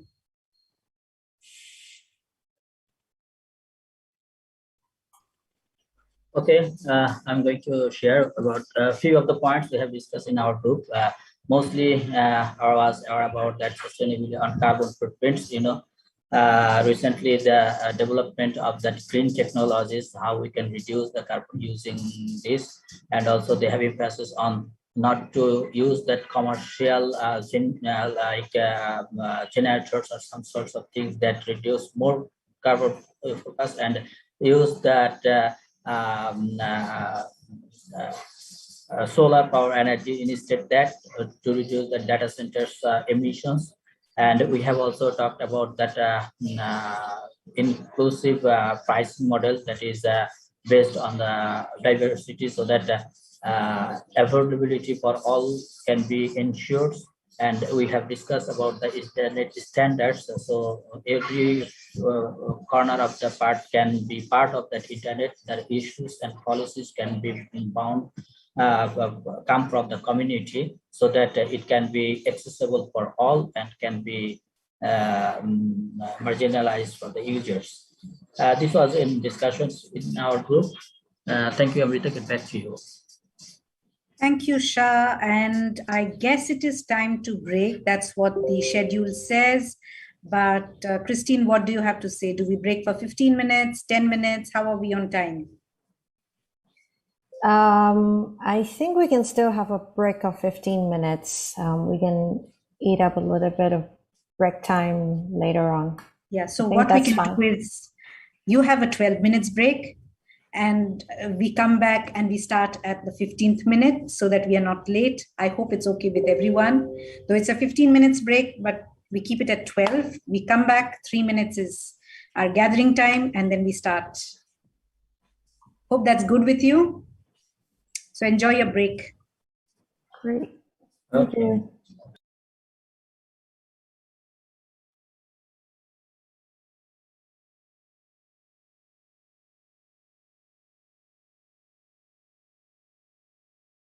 And can we come back to the, yes. So welcome everyone from your teeny weeny break. We start the next theme, which is trust. And for this, we have Joyce Chen, who would be giving you an overview on what she perceives to be the major trust issues. Joyce, over to you. Thanks very much, Amrita. Just give me a second while I share my slides. I hope you can hear me okay. Can you see the view? Perfect. So hello everyone again. I'm Joyce Chen from the Asia Pacific Network Information Center, or APNIC. Thanks for having me here. We're going to talk about trust, and today I'll go through one main aspect of trust, which is related to security. There are, of course, many other ways of thinking about trust, and APrIGF this week will definitely cover some of those other topics as well, such as regulation, content moderation, digital rights, etc. Before I begin, let me quickly introduce ourselves. APNIC is a not-for-profit organization. We have an important mission that is to ensure a global, open, stable, and secure internet that serves the Asia-Pacific community. What do? We are a regional internet registry for the Asia-Pacific region. We manage and we delegate the internet number resources like IP addresses, IPv4 and IPv6, as well as autonomous system numbers. These internet number resources, basically, they enable devices to connect, and that's how you have the internet. We are part of the internet infrastructure, so you can think of us as the backbone that enables the internet to continue running. As such, APNIC is very involved in internet development work. We engage in multi-stakeholder policy making. We are also active in internet governance, and especially in the APrIGF. We provide capacity building and development as well in the region. When we talk about the internet, a lot of people think about things that are actually online. But in fact, the internet is really this network of networks. It's the underlying infrastructure that enables communication. So the internet itself comprises the distributed networks, the distributed systems, the communications protocols that are set out by the Internet Engineering Task Force, or the IETF, the physical layer, like your submarine or undersea cables. And it is by design, by its distributed design, a global and beyond specific country borders system. So there are specific types of security and network risks of the internet, such as traffic redirection, rerouting of internet traffic, and denial of service, which are usually done at a mass scale. At APNIC, we run an annual survey where we ask our members and stakeholders a number of questions. And you can see here, this is one of them.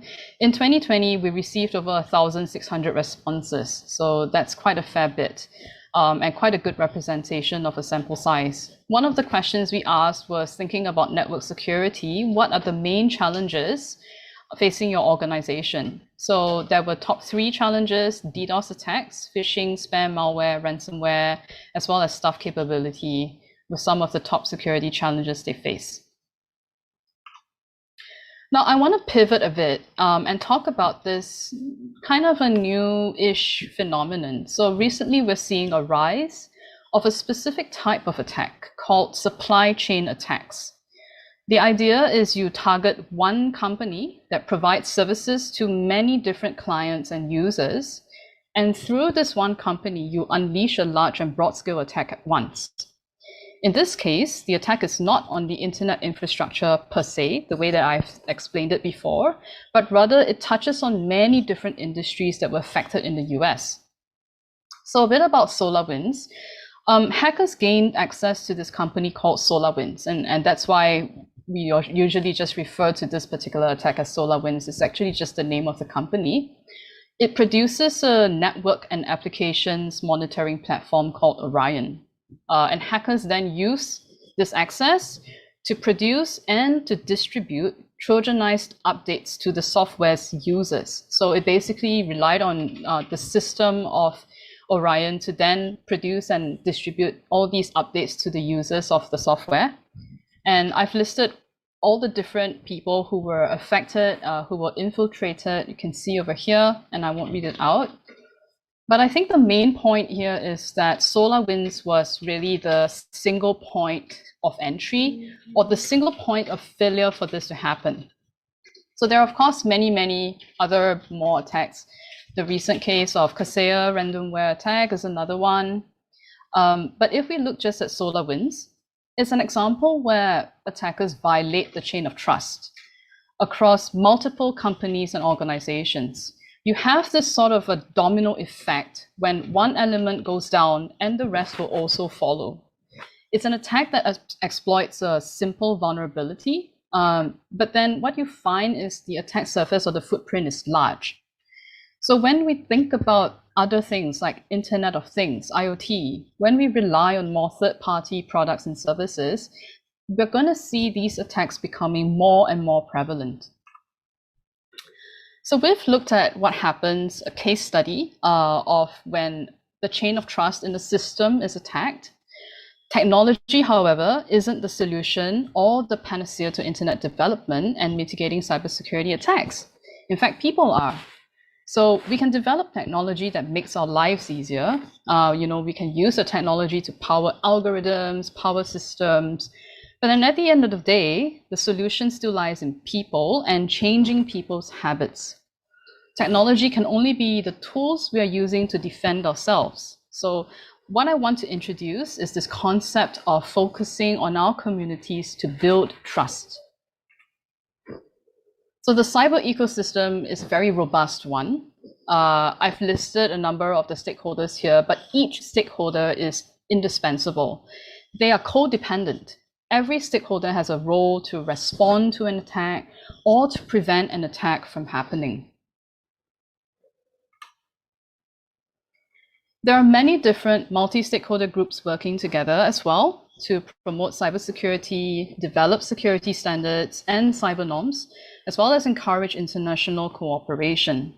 I've listed a number of examples here, and they all do something slightly different. So from the left side, you see the IGF, or the Internet Governance Forum. This is the global IGF that I'm referring to. They have the Dynamic Coalition on Internet Standards, Security and Safety. And in fact, there is a session on the last day of the APrIGF this week where they will give a special update on their work. And it is an open group for anyone who is interested in these issues to join. There is also a Best Practices Forum, or a BPF, on cybersecurity. Again, this is an open group and anybody can join if you're interested to gather best practices on cybersecurity. Then we have the UN Secretary General's Roadmap for Digital Cooperation that looks at different aspects of international cooperation and encouraging stakeholders to work together. We have on the left side as well the GFCE, which is the Global Forum on Cyber Expertise. That is a multi-stakeholder community looking to strengthen cyber capacity as well as expertise globally. Now, the remaining other portions that I have on this slide, there are actually groups working on developing and enhancing cyber norms. So one of them is the Paris Call, if you may have heard of that. That was established in 2018 with 9 principles or 9 cyber norms. And there are working groups happening this year which are looking at how to implement those 9 principles. Then we have as well the GCSC, which is looking at proposed norms of responsible behavior in cyberspace. What you see on the screen is a bit small. It's just an example, but I do encourage you to go to the GCSC to look at some of the cyber norms that they've been working on, as well as the UN norms of responsible state behavior in cyberspace. So why exactly are cyber norms important, right? Norms are shared beliefs. They're held by a community. These are principles that the community will agree to abide by. They are also non-binding. Cyber norms, they will guide action and put pressure on governments to do the right thing and to be accountable. So they are very useful policy tools because they can help to clarify who the actors are and who should be held responsible. If we go back to the SolarWinds example, that was apparently a state-sponsored attack. And this is something that the internet community frowns on. And many of these cyber norms, in fact, they target states behaving in a safe and responsible manner. So the more and more attacks that we have, it's also important to develop and enhance and advance these cyber norms at the same time. So how exactly do we build trust? I've listed some examples here, which you can take later on to discuss even further. One of them, the other theme on inclusion that we had just now, there's a lot of discussion, for example, on the multi-stakeholder approach. And to me, open and inclusive multi-stakeholder approach really means to engage the community directly. Inclusive policy making requires engaging different stakeholders so that they can see the full picture of how a policy can impact the internet, impact the people. We are all part of a bigger internet ecosystem. We are very codependent on one another. Everything is interconnected. So we need to encourage collaboration across borders, across sectors. We also need to remember that we are only as strong as our weakest link. This is especially true in cybersecurity. Once you have a vulnerability, it's very, very easy to exploit. And that's why it's so important. Everybody has a role to play. Even if you are an end user, it's so important for you to patch your devices because you could be the weakest link. Capacity building is another one. It's critical to creating a level playing field for increasing knowledge and expertise. And finally, it's important to build trust, to collaborate and work together. And from a technology perspective, to be neutral because diversity is also strength. So we trust that the internet continues to run seamlessly. In fact, it's usually so seamless we don't really think about the internet at all, but we're just busy with our lives online. But in fact, developing and maintaining the systems and infrastructure allow this to happen, for the internet to continue running. There are a few sessions this week that talk exactly about this. Most importantly is how we build trust amongst people to act in good faith by working together. Digital and human rights, safety online, these are some of the issues related to trust that I didn't touch on today, but there are also key issues that will be discussed this week as well. When you attend these sessions, I invite you to consider the impact of the internet and cyberspace on people and their lives, and to discuss how we can work together better to make our online experience a better one. Now, I'm going to stop here, and we're going to go into breakout groups. There are a number of questions for us to think about during these breakout groups, and I will just quickly run through them. One of them is, what are some ways to promote internet security and online safety? What are the roles of different stakeholders in promoting trust in internet governance? And finally, do cyber norms work, and how can we better implement cyber norms? That's all from me, and thank you very much for your time. Thanks, Joyce. Thanks for sharing the different aspects of especially the trust from the cybersecurity aspect, and what all is being done to build trust in those aspects. And as you mentioned, there are other things of trust in terms of data privacy, security, the rights, in the surveillance regimes many of the countries do have, or many of the technologies have. How can people trust the algorithm, logic, etc.? But I guess we will break out into groups, and we have 4 groups. I think the facilitators are same, except group 4 would have you as a facilitator, and the facilitators are free to choose someone to present at the end of it. And how long do we have, Christine? 15 minutes for the discussions? I think we can have 20 minutes. Okay, so 20 minutes, and when we come back, you have 1 minute each to share what was discussed. So over to you, Christine. Okay, thanks. Just give me a few seconds.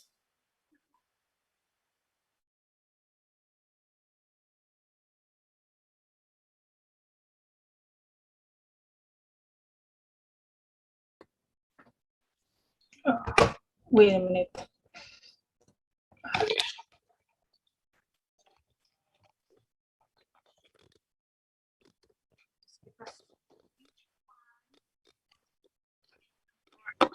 No, I'm fixing my camera. And okay. Hi everyone. Welcome back to the breakup group discussions. This is the third round of our discussions, and I hope you're all still energized and keeping up with the conversations. And okay, I'd like to let you know that this conversation or this discussion is being recorded. And if you had any difficulty in hearing our discussions, please hit on the closed captions. Either way, you can click on the other.ai, where you could be able to read all the transcripts of our discussions. And before we start, I'd like to invite one of you to take initiative in representing our group, maybe, or you can drop your name if you are willing to represent our group.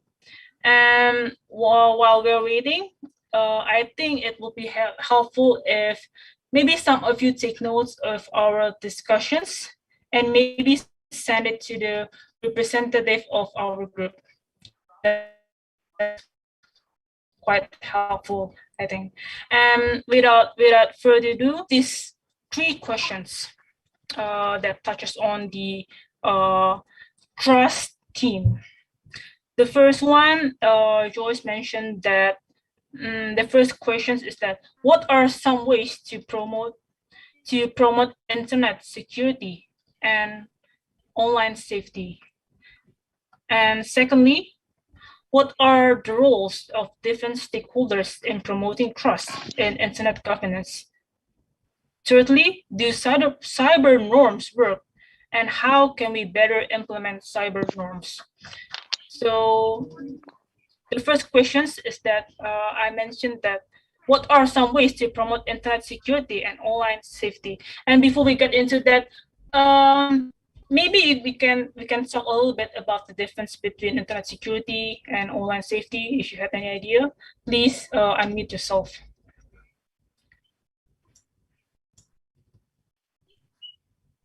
Oh yeah, maybe you can hit the raise hand button if you wanna talk.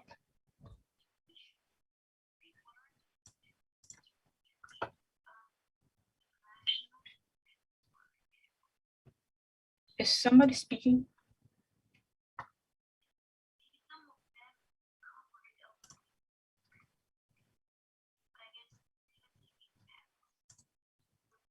No. Someone is not speaking.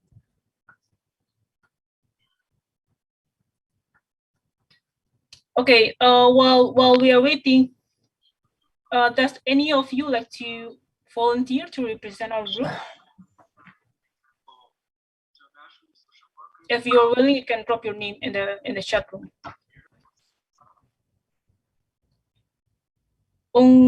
Unggul is not Unggal. Unggal or Unggul?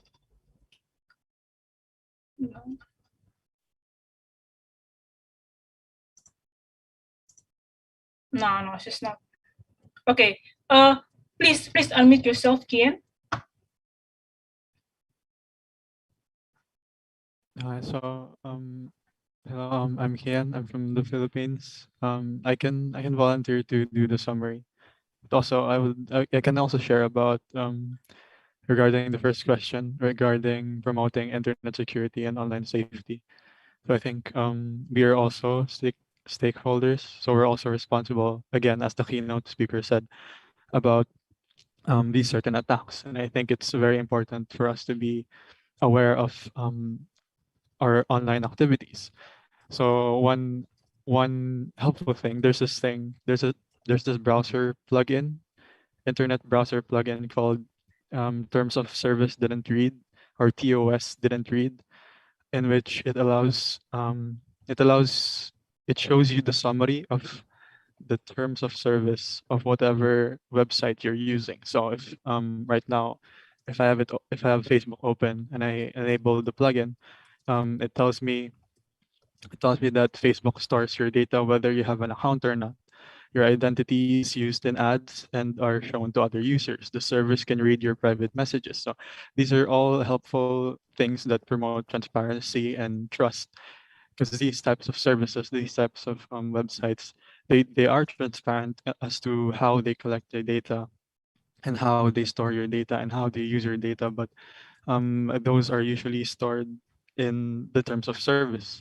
But let's be honest, whenever you use Facebook, you don't read a whole like 15 pages worth of terms of service before you use Facebook. So this thing, you have this responsibility of knowing that when you register to use the service, you allow this data, you allow your data, or you allow your activities to be handled by Facebook, and you're also responsible for how or what type of data you show, or what type of or the activities that you allow Facebook to have access with.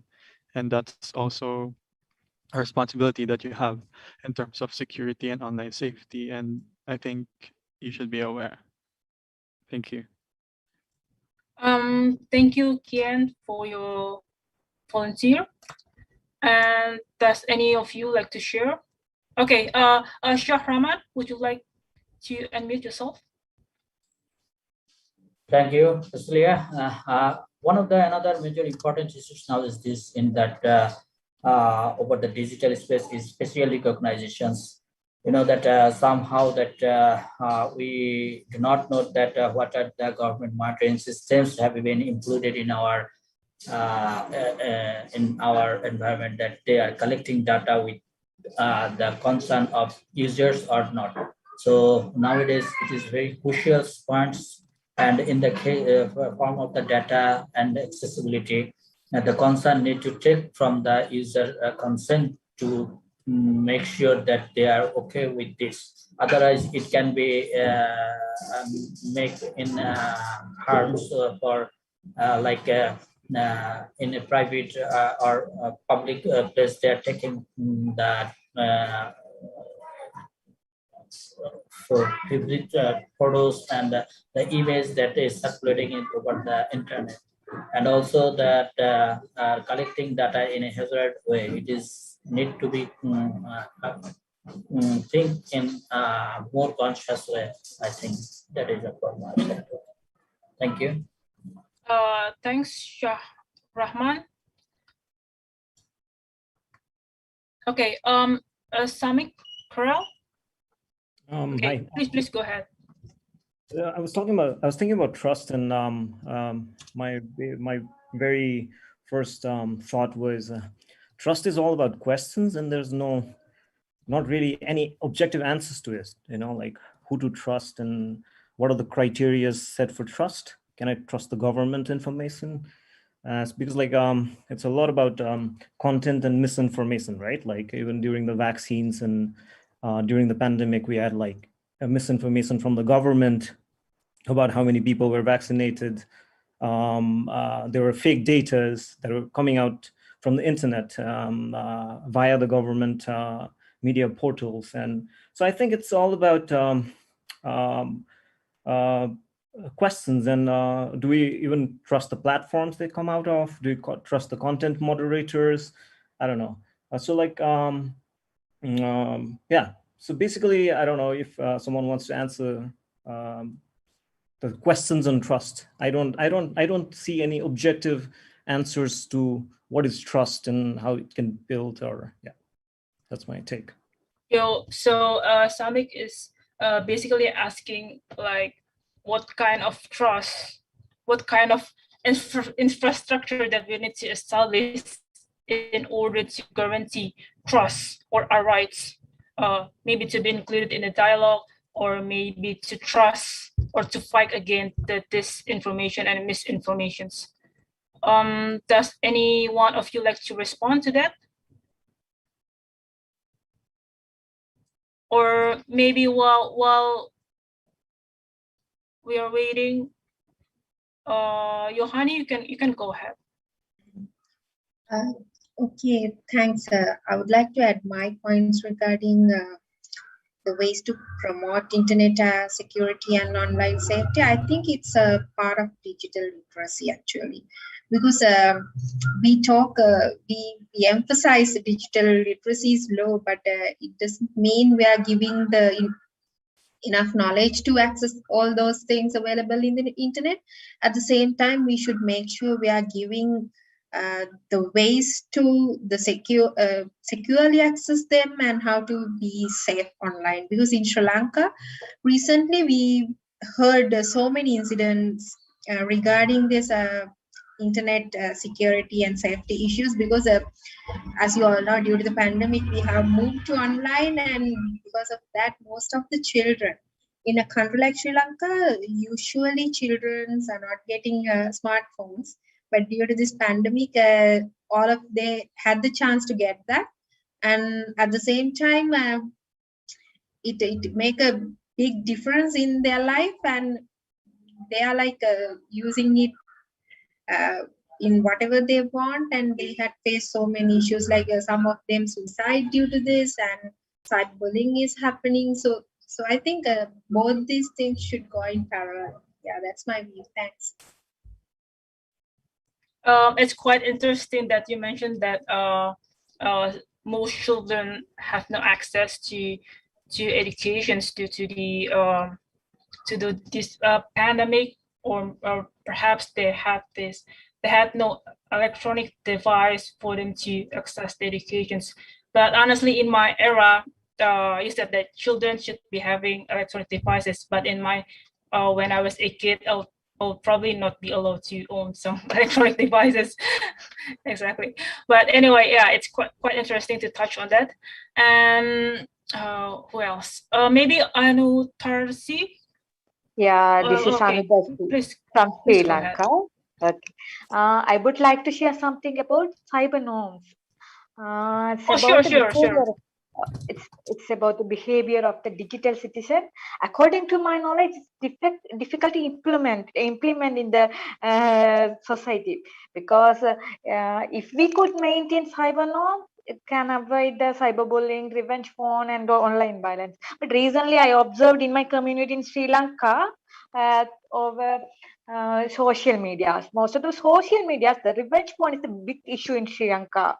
The people are doing these type of things, but we don't have proper law. So those criminals are surviving, they are roaming around the places, they are independent, they are sharing their videos and all, they are publicly showing their face, and they openly say, I am the person, I share the video like this, the particular girl, she's not good, like that. They are characterization they are doing. But the big issue is we don't have the proper law regarding cyber crimes.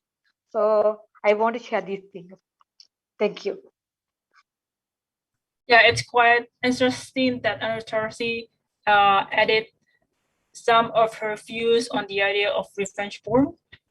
And I know it's not a new issue to talk about, but it's really important to talk about revenge porn, because revenge porn is real and it tremendously violates yourself. Okay, now can I go with Nirosha? Okay, go ahead. Again, I'm from Sri Lanka. So I just want to add a small thing, like in Sri Lanka, actually related to trusting. So we are having a sort of a issue related to trusting the informations about the thing that the government has entered related to, especially about the pandemic situation. Some of the data has already entered into the government systems, as removed from some parties. So it is a kind of a real threat and a risk, and the people now in the country, so having a sort of a trusting issue related to the fact and figures entered by the issues by the government. So I think that is a kind of a thing that we have to very seriously consider about, because we are rely on the, most of the time we are relying on the information which is in the internet. So we have to be trusted what they are publishing on. So that is a kind of a main issue. In addition to that, I want to add something to what Yohani said. Yohani, that's correct, because the people in the country, most of them are poor, and they spend some money and brought some equipment, like phones, and they misuse because they don't have experience of using those things. So they have misused. Many cases have when the parents are taking out from they are unable to control, and they're taking out the phone from the children, they suicide, right? So that does happen. So it's a very disaster. We have to be have awareness on this issue as well. Thank you. So we'll move on to the next person. All right. Now we have 3 minutes, 40 seconds discussions. And without further ado, I go with Sami Karel. Are you raising your hand? Yes, I'm just going to digital literacy. I want to say something like digital literacy has become like a jargon. I'm saying like it's repeatedly being advocated, like that we should have digital literacy as merely word. But is it enough? Is mere literacy enough at the current context of to solve the problems of misinformation? Because like the platforms are very dynamic, the algorithms are very, very dynamic. They change, the contents change. So is literacy mere enough? And I think like when it comes to education, will digital literacy abide by, or would be a proper way when it's given in a very traditional education model, like we were taught in these countries? And it has to be very culturally and socially appropriate as well. I mean, like it's very contextual. That's what I wanted to say on digital literacy. Yeah. Thanks a lot, Samik. And when it comes to digital literacy, unfortunately, we don't really have time to talk because I realized that there's a lot of things that we need to discuss on the idea of digital literacy. So without further ado, I think okay, count start 9. Okay, Yeah. would you like to unmute? Okay, go ahead. You pronounce my name very well. Oh, thank you. I'm from Myanmar, and you can call me Concept 9. And I would like to discuss a short one with question number 2 to build tracks between different stakeholders. As we already know that Internet Governance Forum is a multi-stakeholder approach, and there are a lot of stakeholders in Internet Governance Forum. Who are the stakeholders? And I searched on the Google and I saw that on UNESCO websites, and there is 7 stakeholders in that one: Internet governance, generate, infrastructure and standardization, economics dimension, legal dimension, development and socio-cultural dimension, stakeholders and organizations, forums, networks, etc. like that one. So how to build tracks in Internet governance forum between that stakeholders. So for example, like APIMGF forum, so APIMGF had every forum in each year. So how APIMGF work? Manually, APIMGF was to collect our voices to express and to help each youth voices in all over the world. So to build trust in APIMGF, we came to APIMGF because we trust to APIMGF, right? That's why because we know that APIMGF can express our voices to all over the world. So this kind of between we have mutual trust between each one, and that makes build trust and between us. Yeah, that's the kind of building trust in each one. Thank you.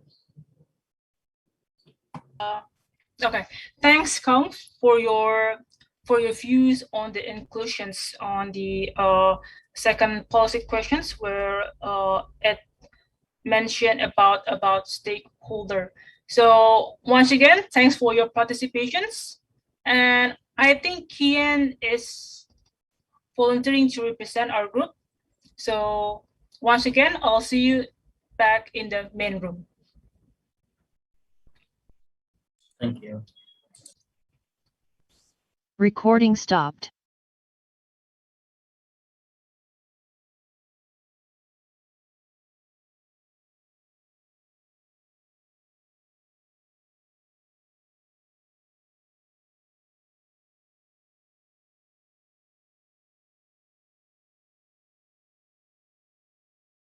Recording in progress. Christine?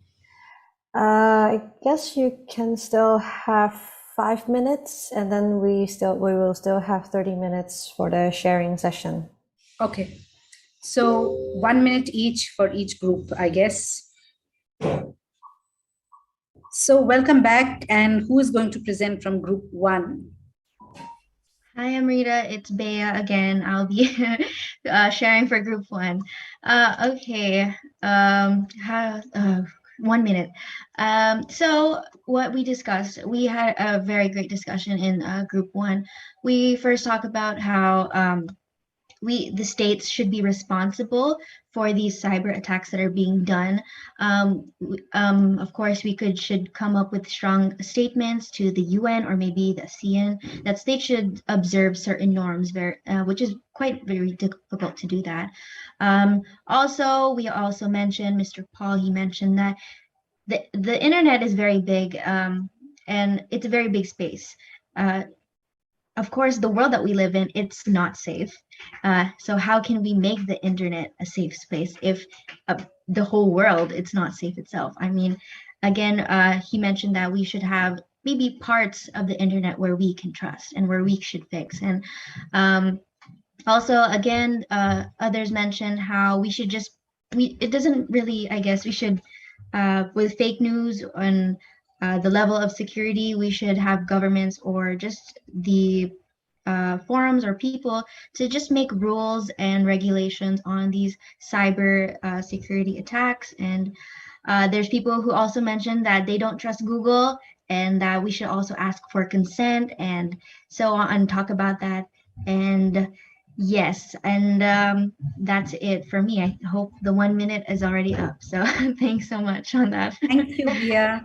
And who's going to present from group 2?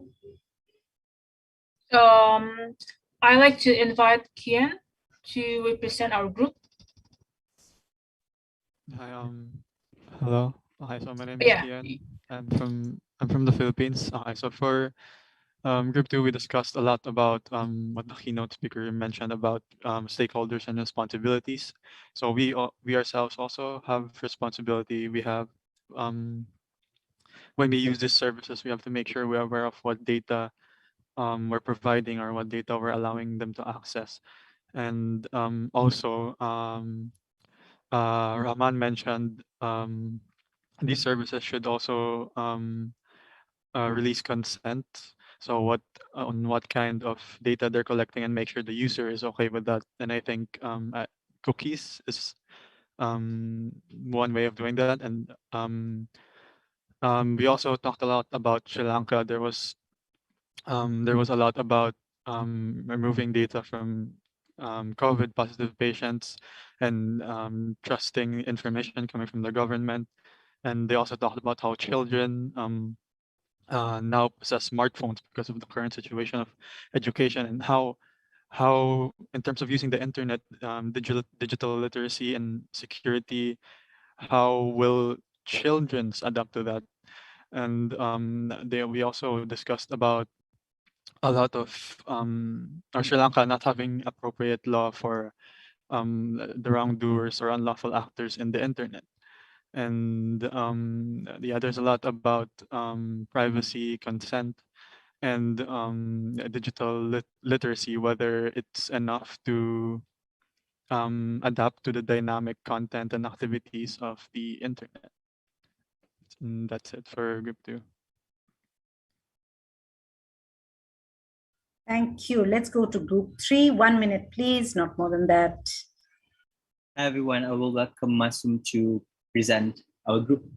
Please welcome. Thank you. Thank you for giving me a chance to explore myself from team 3. Basically, we have been talking about a few things. First of all, we have been talking about the trust in our local and regional issues. And I have, in this regarding particular question, I have shared my local areas, that how we actually facing day by day in our local and regional areas. And therefore, we have been talking about that this is not a local or regional issue, it's a global issue that we need to work together to resolve these trust and security issues. And for example, in the whole world, around 11% of the people every day are facing cybersecurity issues, not only in their particular issues. They have been facing in their all activities like Google, social media, platform, and all other stuff. So it's really high questions that whom we really need to trust. Is our platform, or is that our devices? So there is a really big questions how we can resolve these issues. And this question is thrown to all of you, that how can these issues not from the forums. And another issue was that we need to work together once again. That's all. Thank you, Masum, for sharing your views. Next, group 4. And who's going to present? Thanks, Amrita. We've got Mini to present. Okay, great. Thank you. So we started off with the difference between the internet security and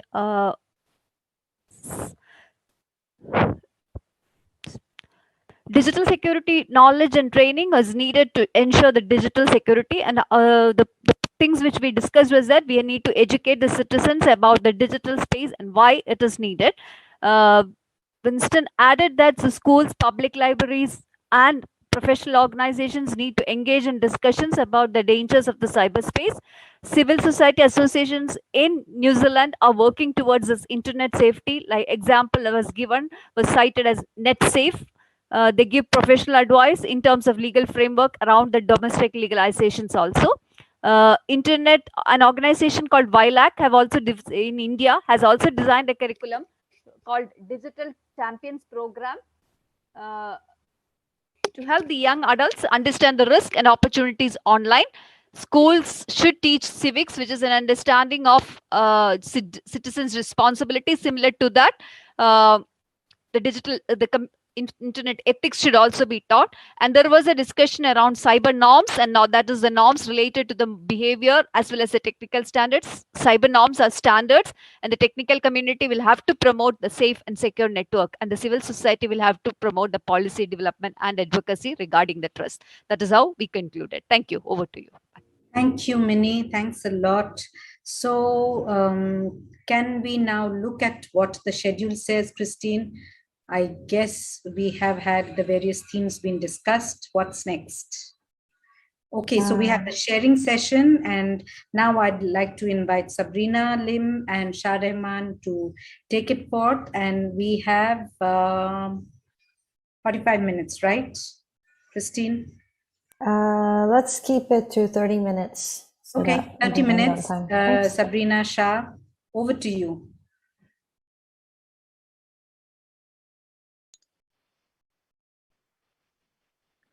Thanks so much, Amrita. Shah, are you around? Yeah. Where is my partner in crime? Oh, hello. Hey, hello everyone. This is Shah, and we are going to organize the sessions for the fellows. Thank you everyone for participating to this, and also the fellows, those who have for a long time, they are participating that courses and doing the interaction with the mentees and doing some sort of reporting, task and everything. So by this time, you have already familiar with that, how the APrIGF fellowship program going on. Today is the training day, I will say, and from tomorrow, the main program is going to start. So if today is yours, we will hear your voice from that current fellows and that fellows from the past, all the alumni who are like to share. So I would like to request Sabrina share some words from your side, and then bring fellows to the discussions. Cool. Thanks, Shah. So as Shah was saying, so we're both from the fellowship committee, and this year we've had quite an enjoyable experience being able to bring the fellows together that we have for this year, and hopefully they've also found the program quite useful and fruitful for themselves so far. I think for today, Shah and I are a bit like, Right. part-time DJs. We're like full-time in the MSG and, on the fellowship committee. But today you can just take, for this part, we're going to keep it relaxed. So like, there's DJ Shah and DJ Sabrina, and we're happy to have everybody here on the call. And we're quite looking forward to hearing about, experiences from alumni, but also current fellows, maybe even some of the mentors who are on this call. So feel free to step right up and share your thoughts about how your experience has been like with APrIGF. Also what you're looking forward to. If you have any thoughts already based on, for example, even today's day 0, if you have anything to share, please feel free. So maybe to start off, if DJ Shah doesn't mind, we are looking out for some of the alumni who might be on the call to get things rolling for us. I think I spotted Swaran Ravindra. I think you're on the call. Do you have any thoughts to share with us today, Swaran? Hello, Sabrina. Hello, the entire APrIGF team. I'm Swaran. I was a fellow last year, and also representing PG in the Pacific in 2021. And I'm absolutely excited to be part of the entire team. And there's going to be lots of learning in the next few days. My experience last year was, it was quite great, in fact, because internet governance is something that I had known a little about, but I had not really thought about all the different dimensions and how it affects people in the Pacific. So I'm a technologist by profession. I am actually an academic, but to be able to make people think about internet governance from the perspective of a common person was something quite challenging. So last year, in fact, while I was attending the online program, I was in a remote area. So when we talk about the challenges and the disparities of internet in the entire world, and particularly in Fiji, I mean, trust me when I say it is very real. The disparities are very real, and they were happening right around me.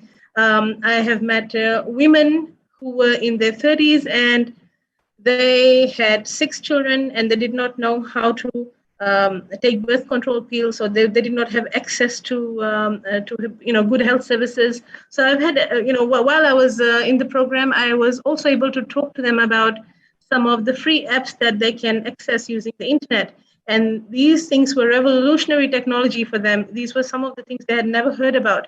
And that made me think, we really need to include our people. And when we talk about the term inclusion, it is not just limited to people who have disabilities, but basically inclusion of anybody and everybody who needs to use the cyberspace, who needs to get onto the digital space to be able to get the best benefits out of it. So those are some of the experiences. So inclusion is also my topic for my PhD studies, and it has greatly helped me. The experience at APrIGF has really helped me to create more content in my thesis. Furthermore, we have started off with some, my workmates and I have started off with some green productivity pertaining to ICT, some initiatives around that. And we have also started to train people in the region and also across different regions about the importance of inclusive legislation. And, some very important topics such as innovations in the Pacific, important topics such as creating inclusive legislation, as well as, bearing in mind what the Universal Declaration of Human Rights says, and how we can make national policies pertaining to, inclusive digital rights.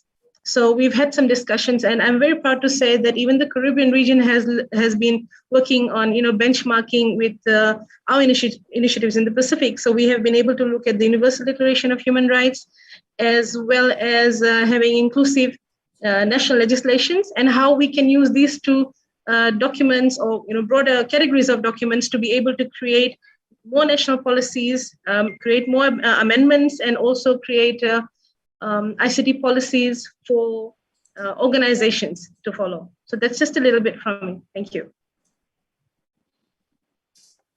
Cool. Thanks so much, Saran. That's actually quite a lot. And I think you've shared very wonderfully, very broadly about all the different things. And hopefully, APrIGF has been able to be of support in terms of broadening horizons and perspectives from different people sharing. And hopefully this will help you in your work going forward as well. Are there any particular sessions or anything you are kind of expecting or looking forward in this week, Saran? Maybe if you'd like to share maybe what sessions you're eyeing or what you're looking out for this time compared to like last year. Is anything different? Yes, I am a little more involved than I was last year. I will be moderating one of the mini sessions in inclusion. I'm also trying to facilitate different sessions today. So, I think there's not anything in particular that I'm looking forward to, because I have now come to realize that when we talk about inclusion, we need to look at inclusion in a multidimensional way, and even the solutions. For example, today someone was talking about how when we talk about inclusion and the disparities around gender. So of course, there are not just two genders we talk about. When we talk about inclusion in terms of gender, obviously there's not just two genders we talk about. We need to talk about the LGBT community as well. We need to talk about including everybody and anybody who is facing the disparity, any community that is facing a marginalization.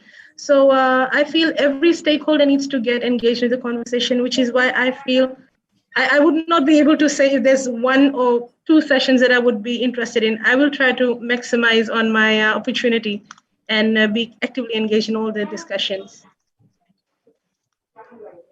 Cool. Thanks so much.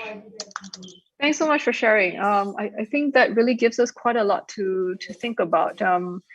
Certainly, it highlights even more than ever, how broad and cross-cutting all the issues are that everybody faces, and why all the more we need as many people as we can on board, as many people to come and join the conversations, to offer ideas and perspectives, and to discuss So great. Thanks so much, Sharon, for getting the ball rolling. So, Shah, do you have anything up your sleeve at this point?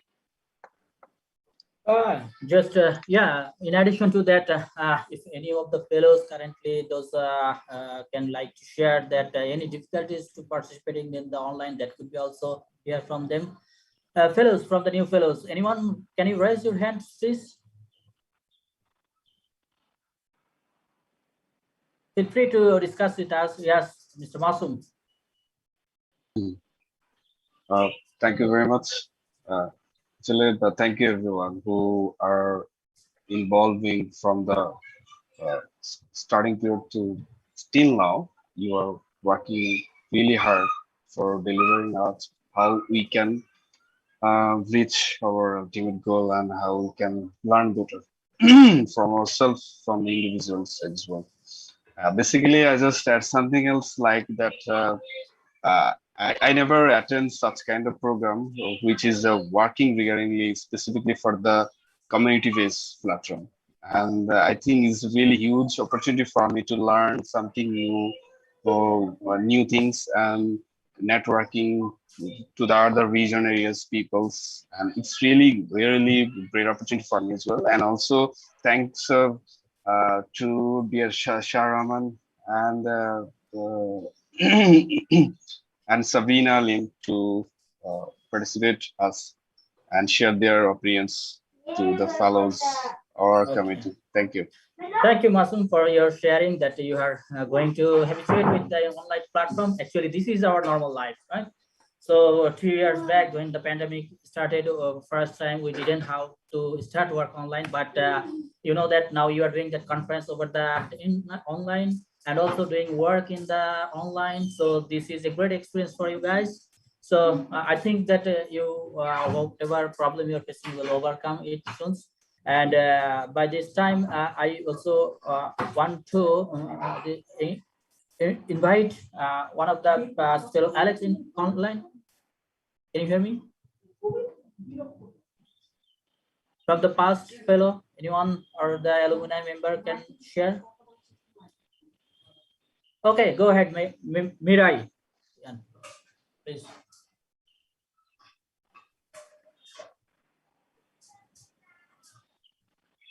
Mirai, please go ahead.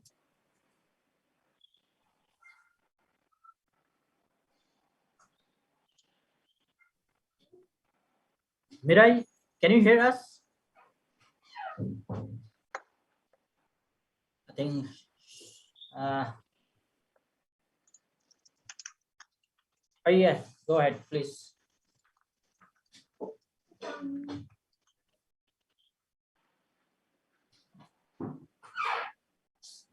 Maybe have some problems. Okay, then next, Sabina, do you think that we are in the from the fellowship committee, the things we have done last few months that is appropriate, and we need to develop some more things to give them in deeper idea. I think so far, from how this year's program has been going, I must say we have some really great fellows, Right. and they have been really enthusiastic to participate in different things for APrIGF. I think we actually have the happy problem of where we have so many fellows who want to participate. And maybe this year we actually may not even have enough sessions for them to participate in. So who knows, maybe next year, we could look into things like having more session slots available for them if they're so eager to come forward, which is great. And I'm very happy to see that. I'm sure everybody else on the fellowship committee is too. I don't see any of the other alumni on, I think, unless I missed you guys. So please feel free to raise your hands and jump in at any time. Maybe we could also hear from some of the mentors on how they felt about this year's program so far. If any of the mentors would also like to speak up, please feel free. Oh, I see Nirosha has her hand up. Nirosha, do you want to say anything? Please go ahead. I'm not from the mentors, but I just want to share my ideas about so I'm from Sri Lanka. So this is the first time I attended to this APrIGF. So I'm really impressed about the program, and I learned a lot of things. And also I'm an academic, so I have already share most of the things which I have already learned from these APrIGF. So far, we have done a lot of things like get together with each other, the different people in the region, and we discussed a lot of things. We had with the Sabran, so she's the moderator for us. So we have different meetings and several meetings, and we discuss several issues related to these things. So it was very interesting, and also we learn a lot of things. I think in the next few days we learn a lot of other things as well. So thank you so much for organizing this type of wonderful event for in the Asia Pacific region. That is from my side. Thank you. Thank you. I just like to check Thank you so anyone much. from Nepal fellows participating face to face there. Nepal fellow, anyone?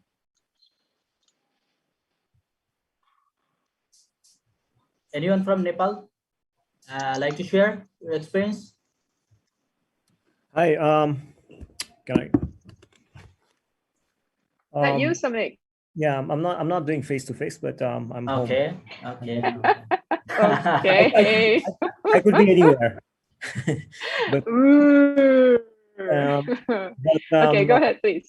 It's been a fabulous journey so far. I've been trying to involve myself with every possible given opportunities, with the drafting committee, with like making presentations, with doing the course and participating actively even today. So it's been quite a wonderful journey so far, thanks to APrIGF. I was rejected 2 years back, so I had a bone to pick, so I'm selected. so that is it. I'm really like thankful to our mentor as well, Sridip. He has been really encouraging and keeping an eye on us. Thank you. So yeah, so everything's great till now. Okay, thank you. And hopefully you will keep continuing with the good work. And I'm seeing that from the mentors, Maureen is online. And do you like to share, Maureen, something from you?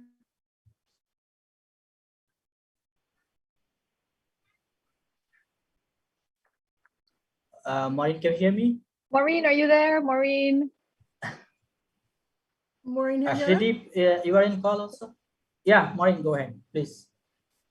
Say something about our fellows there. Yeah. I was hoping that my fellows would actually sort of like get up and say something, because I just wanted to say I've really enjoyed the enthusiasm and the and the commitment that they've shown to their work as to their involvement as fellows. I've been very pleased, but I was sort of like hoping that we'd get more from our fellows than from the oldies like myself. Thank you. Thank you, Maureen. Hardly at all, Maureen. Okay, so the mentees whose mentor is Maureen, your mentor has spoken. Where are you guys? Oh, suddenly I see a hand up. Please go ahead. Hi, everyone. Hi. Actually, APrIGF is my first ever interaction with the Internet Governance Committee.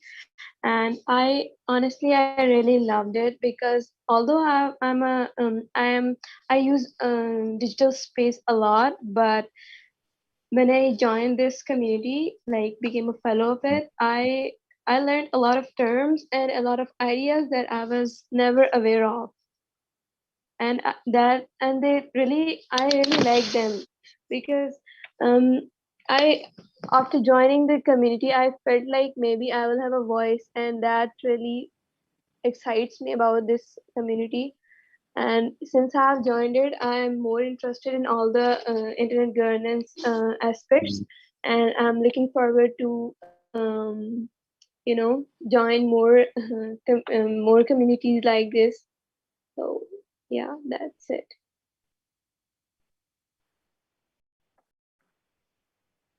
Cool. Thanks so much.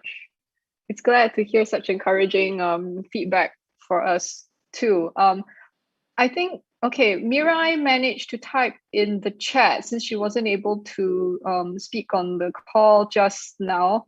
Maybe I'll just quickly read out for everybody's benefit what it is that she typed. So she says here in the chat, I honestly have this kind of ideal that I shall actively engage in as much as many initiatives internationally after I participate in APrIGF. I've got my eyes sparkling for that. But the thing is, I realized that we can't lose the closest internet governance ecosystem that we have. In my case, it would be referring to Pandi and Indonesia's internet governance. Therefore, on this occasion, I would like to encourage all fellows to also have this kind of sparkling eyes to contribute to internet governance, and at least start from your closest ecosystem. Cool. Sparkling eyes, awesome.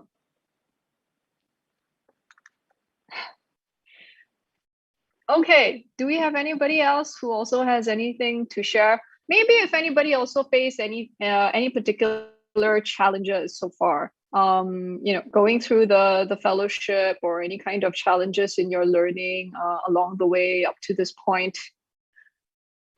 Pio, I see your hand is up. Oh, yes. It's Pio from Myanmar. I would like to share my experience regarding the fellowship program. This is my very first time trying the fellowship program.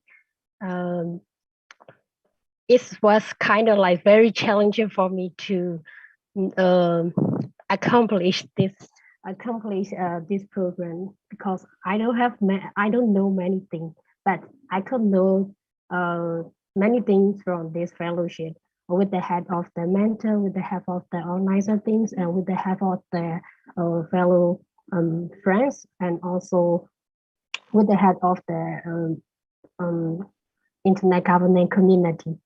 My mentor is very good and he is very helpful. He really helps us a lot and he always taking care of us. So I have many concerns, but he had, according to his help, I think I overcame some of the obstacles and also challenges. There are many things I don't know about the internet governance, but I become studying curious more about the many things. That is my experience, and it is very. This is a great opportunity to try as a fellow, as a student. There are only 3 students who could try this fellowship, but I think I got a great opportunity for the community, for the society to share what I experience about, what I know about the internet governance, also what are the happening in the what are the internet governance issues happening in our region. Thank you so much all for allowing me to try this program and also giving me this opportunity. Thank you. Thank you, Pierre. We see that from the Shredeep's hands. Please go ahead, Shredeep. Share yourself. Shredeep? Yeah, thank you. Am I audible? Yes. Right. Yep. Yeah. Am I audible? Yes. Go ahead, Shredeep. So let me first tell you, I'm not a mentor of FIO. So I'm not a mentor of FIO, and one thing that I liked about FIO is she contacted me on the social media, and she was in need of few of the resources, and I was able to supply her with the links and a few other resources that were available. So I think it is about you. This program, this whole fellowship, this whole mentorship is all about you guys. There is plenty of opportunity. The community is very small. Let me tell you, the APSIG people are there, the APNIC are there, the ICANN, the Internet Society. We all are here to support you, but you have to reach out. And that was something so great about Fio that she, after one of the social media's session, she contacted me regarding an information about APSIG, and I was able to provide her. So do not hesitate. Do not hesitate to ask. So, just try reaching out. And this forum is for you guys, for you to learn, for you to, practice your leadership skills. So, please do reach out. And I would like to also to thank my mentees, Samik, Diksha, and Rajesh, who have collaborated in a wonderful way. This year, the mentorship program was quite good, intricate.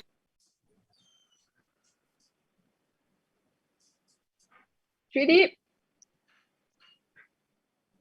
Maybe Shreedeep, internet have this. Maybe. Slight audio technical difficulties. All right.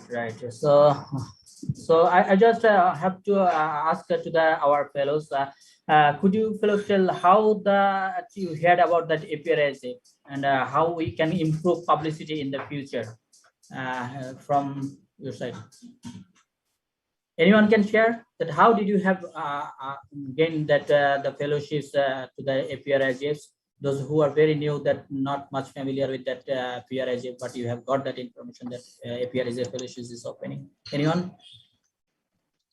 Just to improve our publicities that next year, so that we can keep to the corner of that portions that is not covered yet, or that underrepresented community. We want to bring them in that next year. So anyone from the fellow? I think if APrIGF authority provides a video content regarding, let's example, 26 fellow shared their insights and their journey regarding the fellowship programs. So whenever those journey stories comes together in a video streaming or video content, this will be the huge marketing and huge reachable to the all local areas and regional platforms. So I think that's another way that we can more reach to the young peoples. Thank you. Thank you, Mr. Masum, for your information. We'll put it in our list so that we can improve and also can encourage others too. And now I will request from the MSG member, anyone like to share? Raj, do you like to share specific points for the fellows? Or anyone else from the MSG? Hi, Sharaman. This is Raj. So it's been wonderful to hear some of our former and current fellows speak. And really, this is what, I mean, if you were there for when I spoke in the opening earlier today, you would have heard me say that what we want is new people in the APrIGF to, bring us some fresh ideas, come out with initiatives. In fact, the two people co-hosting this session currently are also of the newer generation, Sabrina and Shahriman. And of course, we have other sessions which are also being run by the newer guard rather than the old guard. And that's, that's what we strive for. And please stay involved, get involved. There's multiple things you can be involved with. And also don't be intimidated by people, particularly the older guard. I mean, just because we've been around for a while or we seem to speak with expertise, as I said earlier, a lot of us pretend to be experts. We are not. So we're here to equally learn from you as you are here to learn from us. So a great session. And it was so wonderful to hear some of the comments that were shared by some of the people today. So well done. Thanks. Thank you, Raj. I think that's really well said by Raj.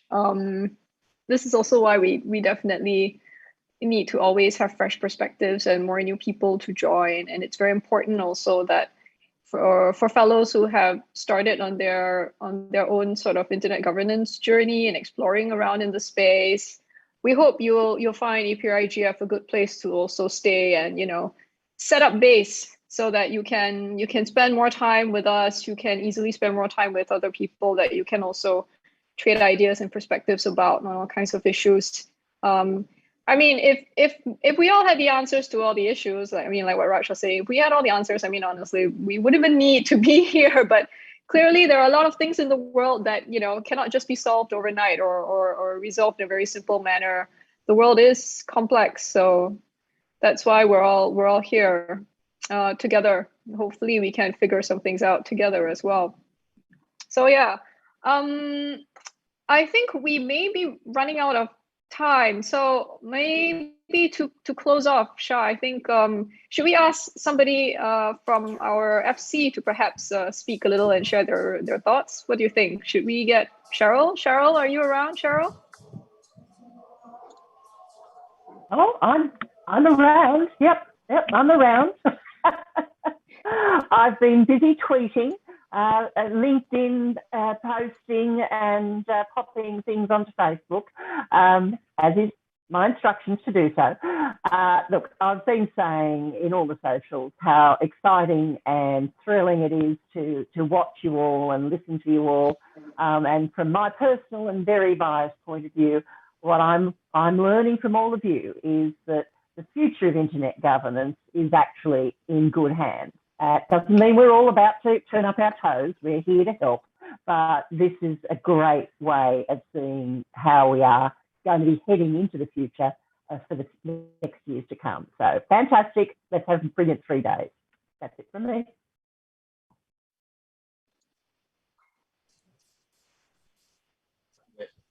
Thanks so much, Cheryl.